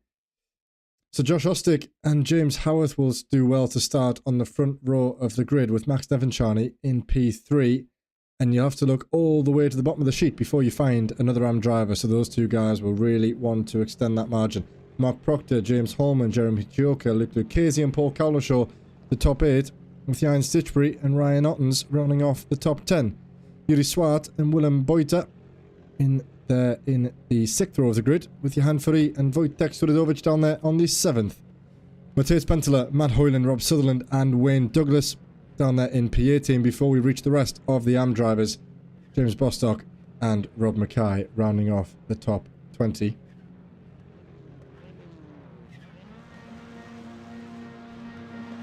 We have the lights, and let's watch as the guys in the AM class get us underway. It's Josh Ostick who gets us away as the lights go out, and that's a great start by James Holman, who's got himself up. And who's that darting through the inside? Is that Andrew Fellows? There's been contact here already, I think, as the guys come steaming down toward turn 1. It's 3 wide as those guys go. It's Asuma Hyundai stuck on the inside, and that's going to be Holman forced around the outside of the G League car, who gets himself up. There's Max, who's keeping himself pretty on the inside of Luke Lucchese as all the cars now make their way down through turn 3. 3 wide there. There's a bit of contact. More contacts for Idovic, only getting swept up there. The inside of Penteler. And there's Sutherland in behind. That's Swart on the inside now. And I believe is that Hoyland or Weir. Yes, that is Hoyland, who nearly got the run but had to back out of it. Everybody has got through well, apart from Graham Matthew, who's had 2 collisions actually in the first corner. But Josh Ostick leads then at the front for Aura Motorsports. He's got a nice gap of... Actually, no, he doesn't, because James Holman's in his class, and he's right behind him. As for the AM guys who got up there, Max Devonshire has unfortunately been swallowed up. He is down 8 positions off the start, and is under pressure from Dennis Collar, who's just gone off the track. We can see Max down there, who's got the car of Penteler up his inside, and Wojtek Suridovic. So really careful here by Max, who's currently in P2 in class. Not the end of the world, but he'll know that Howarth is still up there with 6 or 7 cars separating him. And who's that? Who's gone off the circuit? Is that Mark Proctor, who's rejoined? Not sure who that was. I didn't get a good look at it, but after the opening lap, Ostick leads Holman, leads Lucchese, and it's Howarth who leads Nevin Charney and Alex Cohenratz up there in P3. Duncan Kirby once again back in the pit lane. Let's see what happened to Duncan, who went off the track. Straight up the inside, spun around by the number 8 machine, and goes slap bang into the tyre barrier. That was Hussein, I believe, on his inside. Let's see what he saw from the onboard then. Up the inside is Huss. Oh no, it wasn't Huss, sorry, it was his teammate. It was his teammate ahead. But we did get a good view of what happened there earlier on.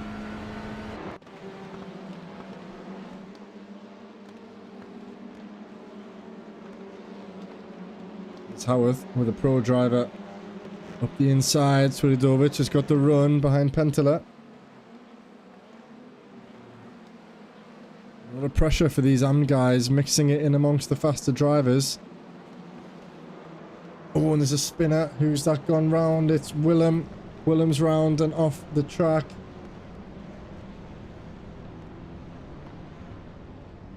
Sure what the cause of that contact was. so much in this timing sheet. It's really hard to tell. Let's see here what happened to him. Oh, he sends... Oh dear, he sends it very late. And he's actually taken Nevin Charney with him, unfortunately. That's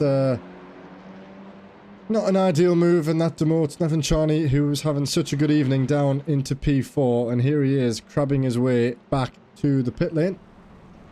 He was very optimistic, diving one, and then all of a sudden being met with another who'd already turned into the corner, rightly so, and got swept up as a result of it. So that's night over in terms of competing for a race win for Nevin Charney, but he can be pleased with those 2 P1s. You can't really argue with that, and that means then that Bostock holds on to that title of being the only driver to bring home 3 race wins in one night. Matthias Penteler looking to make a move on Yuri Swart. Doesn't quite get that done, and he really wants to put a car in between himself and Wojtek in behind. We've got Yain with Furry for company up the inside, just about enough room left, and that will allow Furry to get a bit of a run here on Yain as they exit the first complex, heading down toward turn 6.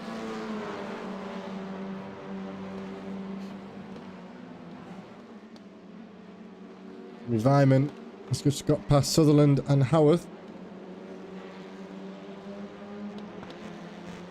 And Max, getting tangled up in that issue earlier, has promoted Comrades and Fellows up onto the podium. Hussein's done so well, as has Danny, up 10 places from the start in the opening 2.5 laps here. And more contact there. That's Ottens, who just, I think, slapped the mid-corner curb there. And it's an interesting dynamic for the lead of the race, as we've got Holman who leads. I've missed that as well. That must have been ages ago.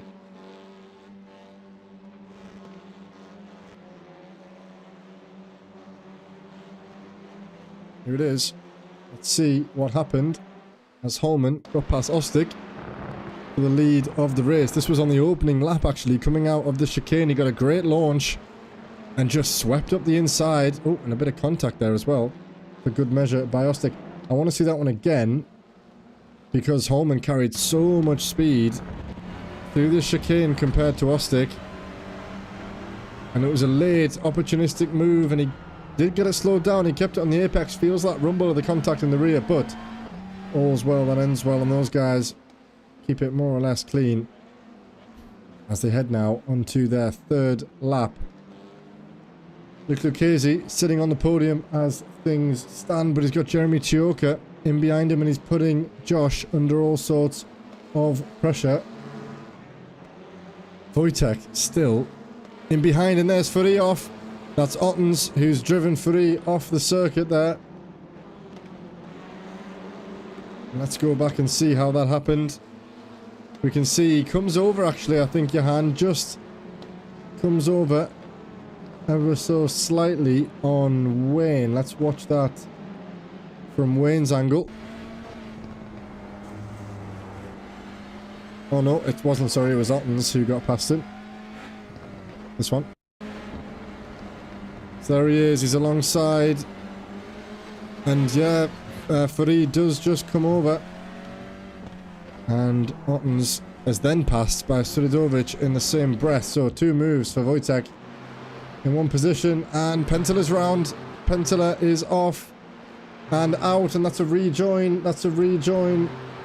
He's kept it okay, but that's damage for Swart, who looks like he's about to reset to the pit lane. Oh, and Penteler really struggling to keep that car under control, although, yeah, he did just about get back to the pit lane there. That's Penteler.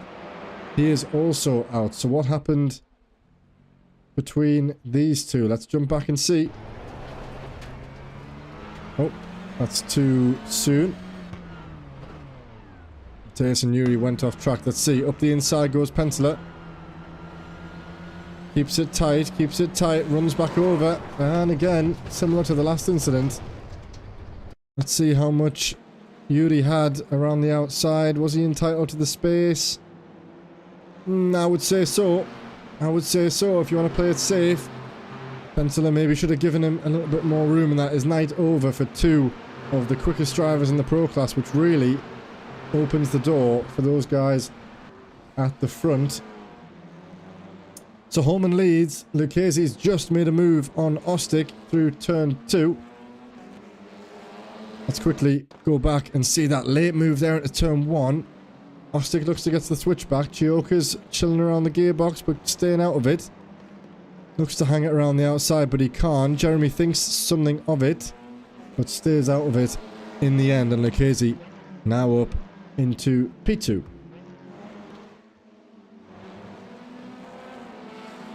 I think the G League car of Vyman moving up the inside of Matt Hoyland next. Nearly at half race distance for the 3rd time. These races have absolutely flown by tonight. Howard's still leading the AM class to Alex Comrats. I haven't seen much of these guys, so let's go and give these guys some screen time.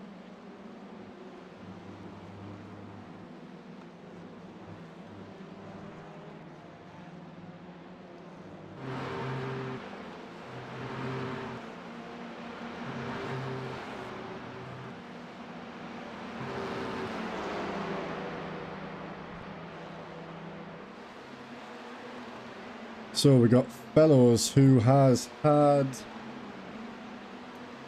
let's say, a subpar night for his hopes. I would guess a P15 in the opening race. P5 is more like it for him. But opportunities to capitalise for the likes of Bostock, who's had some very strong P4 and a P3 so far tonight. But he's down there in P11 as things stand. So pretty neutral for both of these guys, I would say, tonight. Andrew will probably lead continually into the 6th round, and he's within a second of Alex Comrat, and so many chances yet for him to improve. He's roughly 7/10 quicker than the car ahead of Comrat on the last lap was Andrew. So let's see what happened there. Was that Wojtek? Yes, it was. Wojtek Sredovic setting the fastest lap of the race, the only man on track in the 2:05s.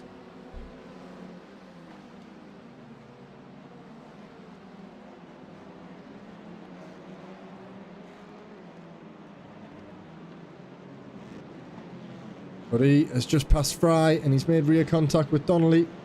That's offset him a little bit, so he's going to get past up the inside. Is he by the flatline car? No, he stays out of trouble. Ottens under pressure from Douglas as they head round turn 6 and 7. The forward curve now. We haven't seen much of Wayne tonight, starting from the back in the opening race, and he's now got himself into a pretty decent finish up from P16 at the start of this one. Up into P8 as Wojtek slips one up the inside of Jeremy Chioka and moves himself up into the top 4. 1.7 seconds behind Ostic, and their last lap times were nearly over 2 seconds different between Ostic and Swidovic. So I'm quite interested to see how Swidovic gains on Ostic if he can defend from Chioka behind for the next few corners. He could be all over the back of Ostic before we know it. And his teammate Yayan putting Jeremy under some pressure there for P5.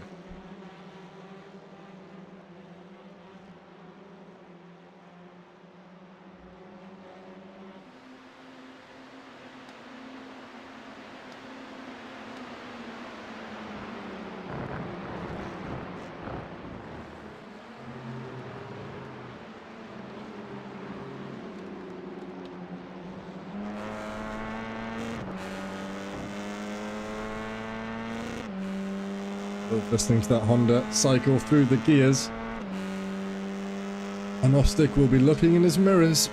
Let's see the time that Wojtek can gain going into turn 1. How big's the margin? The entry always looks impressive. Sometimes they lose it again on the exit, but not this time. A heap of time there gained by Wojtek, who's gained 1.5 seconds in half a lap. Oh, and he's nearly gone for it there. Ostic has left him the room initially, and then comes back across, and I think he's going to get the run now. Through turn 7. He's got so much time as they head down toward turn 8. Ostic will do well to defend the inside. as they head down now, now through turn 7. And we'll likely see Wojtek late on the brakes here. Is Ostic going to defend the inside line, or is he going to let him through? Let's see. No move yet from Suridovic. Keeping it right tucked in, but he's got a better run there. However, he's stuck on the outside line. And the Schumacher S's is not really the place that you want to make a move. Oh, he's come back across him. He's come back across him. They've been okay. And Wojtek does take that position away from Ostic, as does Chioka. Not really sure there. I think that was okay. Let's see from the blimp cam, just see if we can get a better idea. Yeah, we don't see enough from that replay. I think Ostic probably should have been aware that Wojtek would have been carrying that much speed. Maybe just give him a little bit more room on the outside as they headed through turn 9 and 10, but everyone got away okay, and Yayan has actually taken his teammate there, so he's now up into P5. A nightmare few corners for Ostic, but that's okay. Top 6 is still a positive result nonetheless. 5 minutes to go. I'm not sure if Wojtek is going to be able to overcome that 3-second margin that he has to Lucchese. Howarth, Fellows and Conrads are going through the ringer at the moment. What's just happened there? Alex temporarily got past him as they exited the chicane. Is he going to lunge him into turn 16? No, he's going to go around the outside, which is a temporary move there. Got his nose in front, but Fellows maintains that place and stays in P2, but he's under all sorts of pressure at the moment.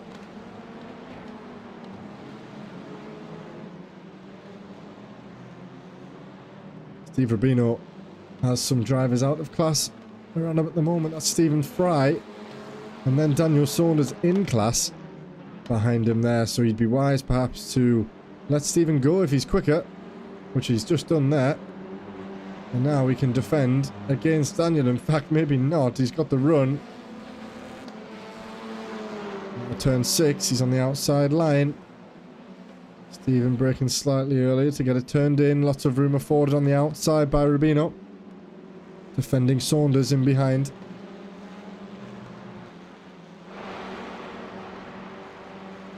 It's a run there by Ostic on Douglas perhaps.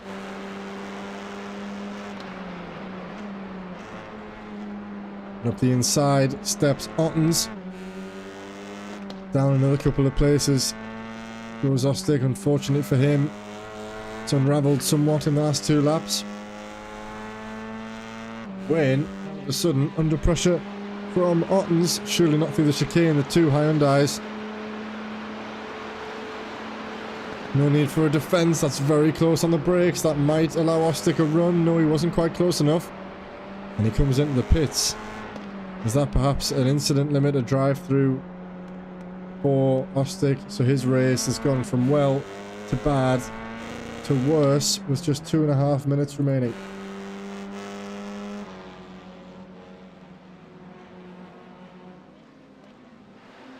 Oh, and 3 wide nearly here. Surely that's not into the chicane, is it? Yes, it is. They nearly went 3 wide at the chicane. Bostock backs out behind Lumsden, behind Smith. Behind Weir. He's got his teammate of Gareth Newton for company in behind here.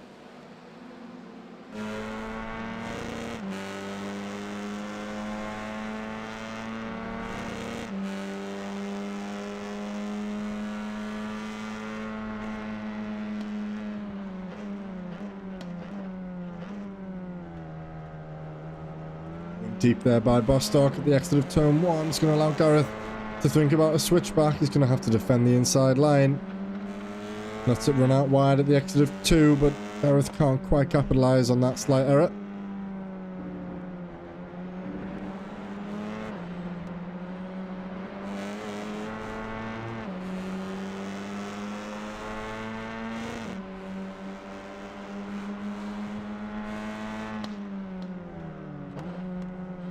Vino keeping Mackay for company. And Saunders close in behind as well. This is the battle for the top 5. in the feature race. It looks as though the top 5 is more or less settled in the pro class. Who's that? A bit of smoke? Just a mistake. No one's gone off. That might allow Rubino here, but they've got to run.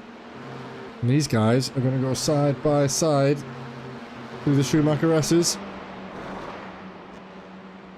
Steve gets that move done. As I was saying, it's now Wojtek who is right on the back of Lucchese. He's absolutely taken that lap time out of him as we cross the line for the penultimate time. The white flag is waved for the final time tonight. And Wojtek, wow, look at the lap time differences. Wojtek 1.3 seconds quicker than Lucchese on that last lap, with only half of that to make up on this final lap. So we could see a switch for P2, but it looks as though James Holman is going to come across the line to win, and that will be his first win in ESR TCR. So great result for him if he can keep it on the road for just one more lap. Wayne Douglas enters the pit lane on the final lap, so he's had some bother as well. He joins Jan Furey, Mateus Pentela, Yuri Swart and Duncan Kirby. As I said earlier on, that's 5 or 6 heavy hitters in the pro class there out of this feature race, which has really opened the door for people to get a strong result. Chioka is going to get a positive result finally after being unlucky the last few races. And the gaps down there in the AM class all but settled really. A second separating all of the top 5 or 6 drivers. Saunders putting Rubino under a little bit of pressure for P6, but not as much pressure as this man is putting on Lucchese. But actually Lucchese's dropped him in amongst me. Looking at the timing sheets, he's been dropped, and I think that will be that. He's got a couple corners to make it up again, but we're going to ride on with Holman, the Brit, the 105 machine for RD Sim Sports, who's put on a great race up from P3 at the start. He did get a lightning start off the line. That served him well as the race has gone on, and he just has 3 more corners to contend with before he brings home a maiden victory. Turn 14, turn 15, and turn 16 now for the final time tonight. James Holman comes around the final corner, and he's going to bring home that race victory for RD Sim Sports. A flash of the headlights and a wag of the tail as he crosses the line in P1, closely followed by Luke Lucchese. A good result for him. It's been a while, I think, since he got a P2.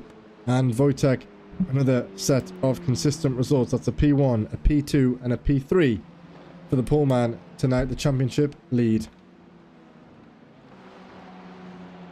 And now then, it's the turn of the DXT Audi Motorsports driver. James Howarth comes across the line to win once again. That's a P6, a P2, and a P1 for him this evening. He's improved as the night has gone on. Andrew Fellows, another consistent set of results for those 2 closing races, adds to his fine margin that he's picked up over the last 2 races. And there's Alex Conradt, potentially his first podium in TCR, so congratulations to him. Hussein Sarkadesla came across the line in P4 with Rob Mackay rounding off the top 5, and Daniel Saunders did actually get Steve Rubino at the end. Let's see how that was done. That's a terrible angle. One moment. Here it is. Earlier on in the lap, he lunged him late, got the inside line, got the move done, and that is how he came to finish inside the top 6 ahead of Steve Rubino. And that's going to be everything then. That went quicker than it normally does, in honesty. And so, let's round off the race results for the final time tonight, the feature results then. James Holman comes home in P1 to take his maiden victory in TCR this season, with Luke Lucchese for RDSA Esports 3 seconds behind him in P2. Wojtek Swidovic, P1, P2 and P3 for the poleman. The 180 machine of Semper Racing finishes 4 seconds off. Jeremy Chioka in P4. Good result for the Frenchman for G-League. Jan Stitchbury in the end brings home the majority of the points for Aura Motorsports. Ryan Ostick was right up there for at least half the race, but it all unfolded as the faster guys swallowed him up, and he had a little bit of coming together with Sulidovic, which from there things just got worse. Ryan Otten's in P6 for Alpha 1 Esports, and Paul Cowlishaw in P7, a strong result for him, one of his best in a little while. Jimmy Vyman in P8 with Matt Hoyland in the top 10, and Mark Proctor finishing in P10. Rob Sutherland and Josh Ostick in the top 12, with Stephen Fry, Stephen Donnelly and Willem Boyter in P15. Wayne Douglas, Johan Furry, Matthias Penteler, Yuri Swart and Duncan Kirby down there at the back, unable to finish the race. As for the M-Class, James Howarth comes across the line to win, closely followed by Andrew Fallow, so a great end there by the two Brits for DXT, Audi Motorsports and Sapphire Sim Sports, taking home 50 points and 45 respectively. Alice Conrad's getting on the podium for the first time for Titans Racing, closely followed by Hussein Saraka Desler for Suma GP2 Honda. Rob Mackay in the top 5 and Daniel Saunders, as we saw, getting himself in the top 6 on the final lap of the race, the number 89 machine. Steve Rubino in P7 with James Bostock in P8. Gareth Newton and Danny Weir rounding off the top 10 for DXT Honda Racing. Max Nevinciani was doing very well. He's had a very strong night, and unfortunately an error by another driver has cost him another strong result, but a P11 still in the points for Max, bringing home 15 points to add to his tally.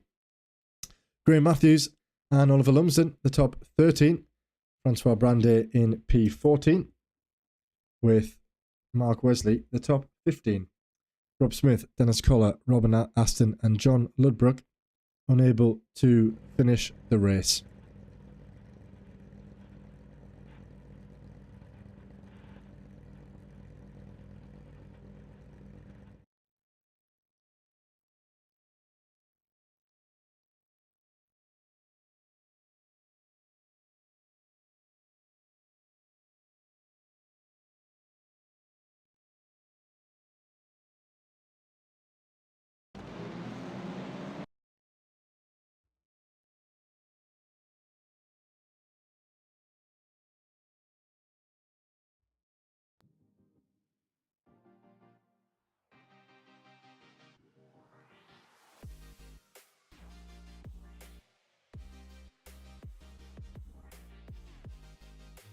Okie dokie, then we have some guys in the booth waiting for us, and so without any further ado, let's go ahead and bring in the race winner from the final race. That's James Howarth. James, good evening, mate. How's it going? Good evening. I'm a bit sweaty after that, like, not gonna lie. I don't blame you, mate. That was one hell of a tense evening, I think, across all three of the races, but you've brought home some strong results, a P6, a P2, and then wrapping it up nicely with a P1. How did you enjoy all of that tonight? Well, I'm pretty disappointed in the first race because I was leading and then I obviously must have cut somebody up on the turn 2, which made me spin out and become dead last. But I managed to recover it to P6, and then from there I knew I had the pace, so I was just trying to enjoy it. Did you get caught up in any of the races from the reverse grids? There was obviously a bit of pressure on you guys starting up there, you and Max and Andrew, but I think from what I remember, you handled the pro pace and the pro drivers quite well in the early stint. Yeah, I was obviously from the start. I got a better launch than Max, so that gave me a little bit of buffer zone into turn 1, and then from there I was just eagerly letting them past. I didn't really appreciate them trying to send it into corners, but I managed to escape it. Awesome job, mate. Awesome job. And I'm right in thinking this is your first race win of the season, is it? Or did you have one last week? I had 2 last week. You had 2 last week. Where's my memory gone? I've got them written down here somewhere. And I've obviously missed that. There you go. I see them now. Well, good, mate. You continue in the streak, and you might be putting some pressure on the guys toward the top of the championship at the moment. How are you looking forward to it next week then? We go to Mugello, which is going to be quite an interesting circuit for these cars with those high-speed corners up and down. Have you had much laps around there in the past? I did before I joined ESR. Did the social race in GT3, and I put at least hundreds and hundreds of laps in it. So I probably know that track inside out. Good stuff, mate. Good stuff. Well, an opportunity to take some more race wins for you, I'm sure. Anyone you'd like to shout out before we finish? Laura, Marv, and obviously the big ones, the DXT lot. So Yeah, I'm seeing big shout out to some crack between Moyland and Laura in the chat actually. So Moyland giving you some stick, and she's fighting your corner, I think. yeah, she always does. Good stuff, mate. Good stuff. Well, I've just seen Moyland jump into the interview as well, so I'll chat to him in a bit. But thanks for joining me, mate. Congratulations. 2 strong results. Well, 3 really, if you want to count the P6. And we look forward to Mugello next week. Catch you in a bit, Joe. Awesome, mate. Cheers.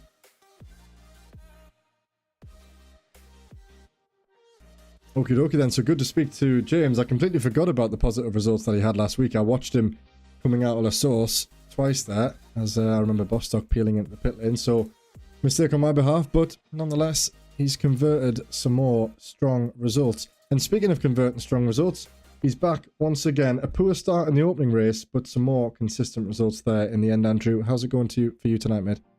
Yeah, good, thanks, mate. First race was shocking. I got caught up there, someone spun, and as I tried to avoid him, I got tagged. It's just one of them racing incident, but it meant to trip through the pit lane.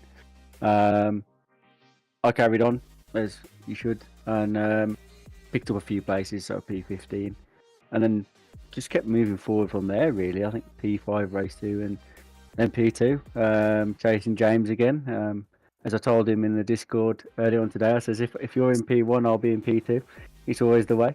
He's always a James in front of me, and I was correct. Said that last week, and it's proven to be true week in, week out. I like what you said there, mate. You had a bad race 1, but you kept going, and that's what's important, you know.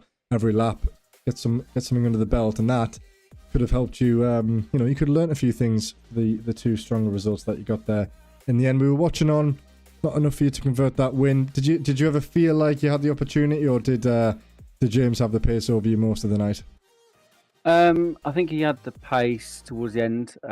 He got the faster lap than me by about a tenth, but at one point there was about 1.9 seconds in it, and I was like, okay, I can maybe, if I can get past Alex, I think it was, quickly enough, I've got half a chance to maybe try and do something while he's battling with the pros.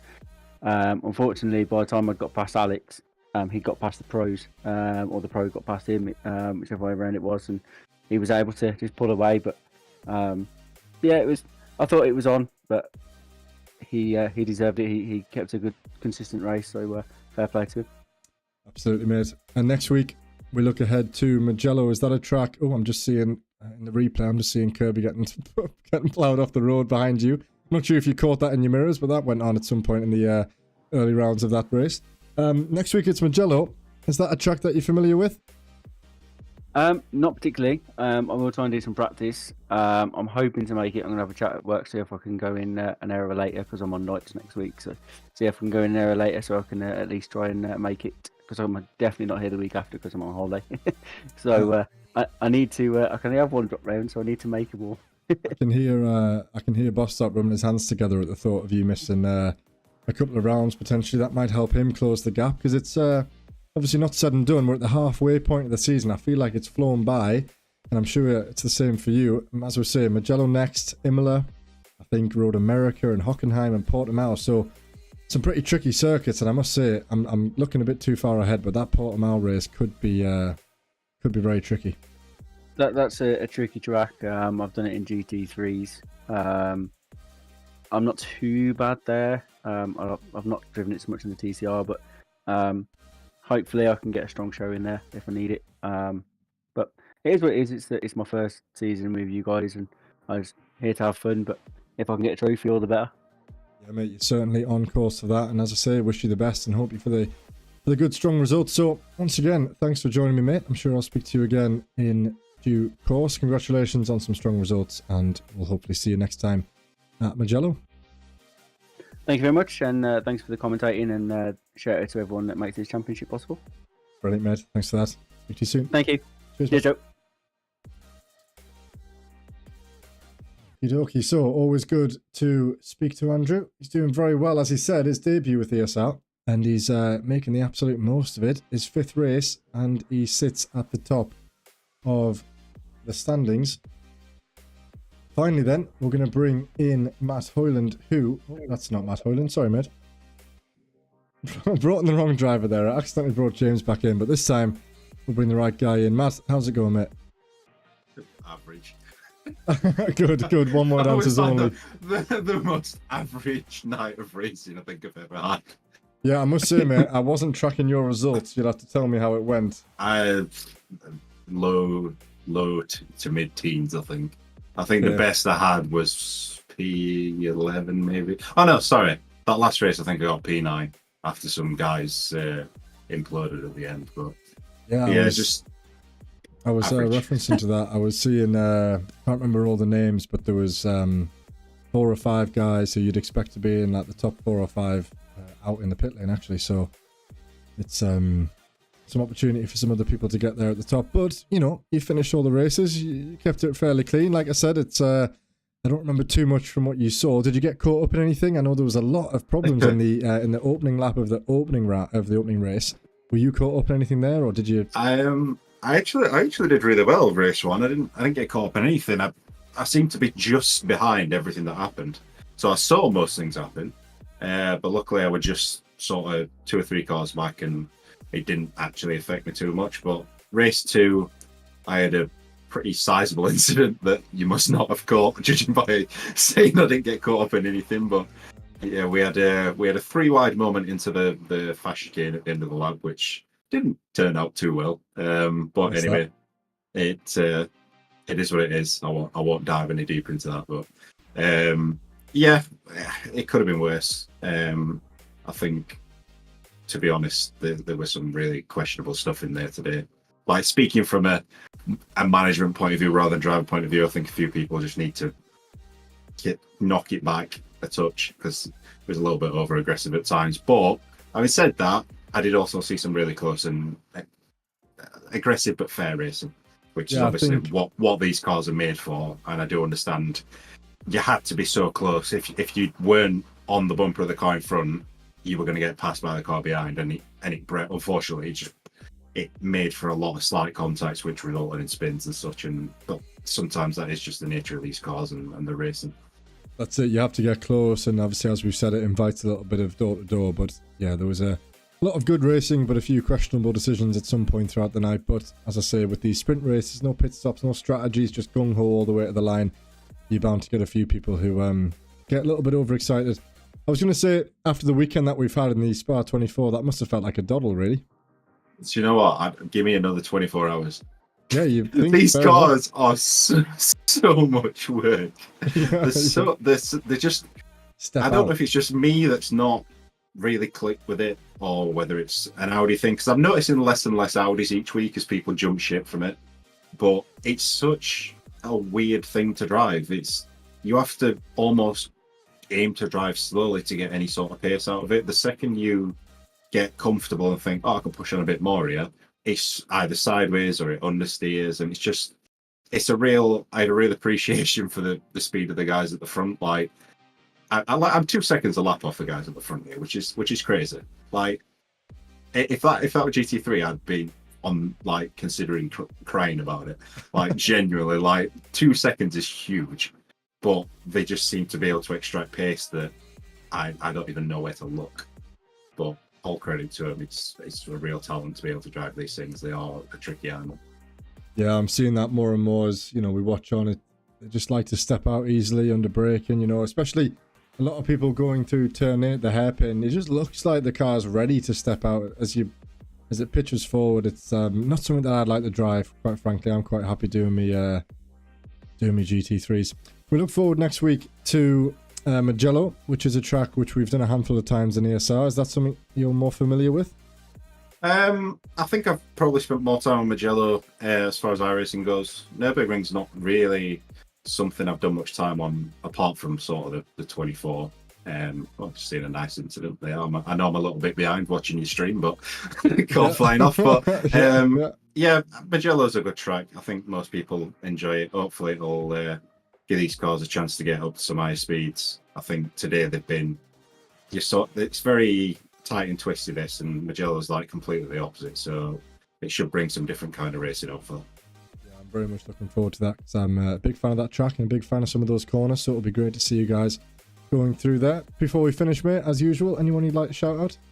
Yeah, just obviously shout out to James. He's putting a really good performance again. Hopefully, he can keep carrying it on and start fighting for that title. It may get to the point where I'm that far off the front of my class, I might have to start playing a bit of a wingman for him, but we'll see. Absolutely. Well, mega stuff. Thanks for joining me as always, and I'm sure I'll speak to you in a few days. Yeah, cheers, man. Good stuff, boss. See you later. Good stuff there. So, having spoke to James and Matt in the same team there, and obviously Hoyland joins me in my team on Thursday nights. So I'll be driving along with him if he's able to join us this week. And there we have it then, another night complete. We've crossed the halfway point in the season, and as I kept saying there, we move to the next two Italian circuits around Mugello and Imola, which are two of my favourite tracks. So I'm looking forward to commentating on those ones. I'm much more familiar with those than I am with the circuit that we've been around tonight, but nonetheless, it has been a very good evening. So that's going to be me. I'm going to wrap up now and head off. So I appreciate everyone for watching and for interacting in the comments, and I hope everybody has an enjoyable week. We'll speak to you next time.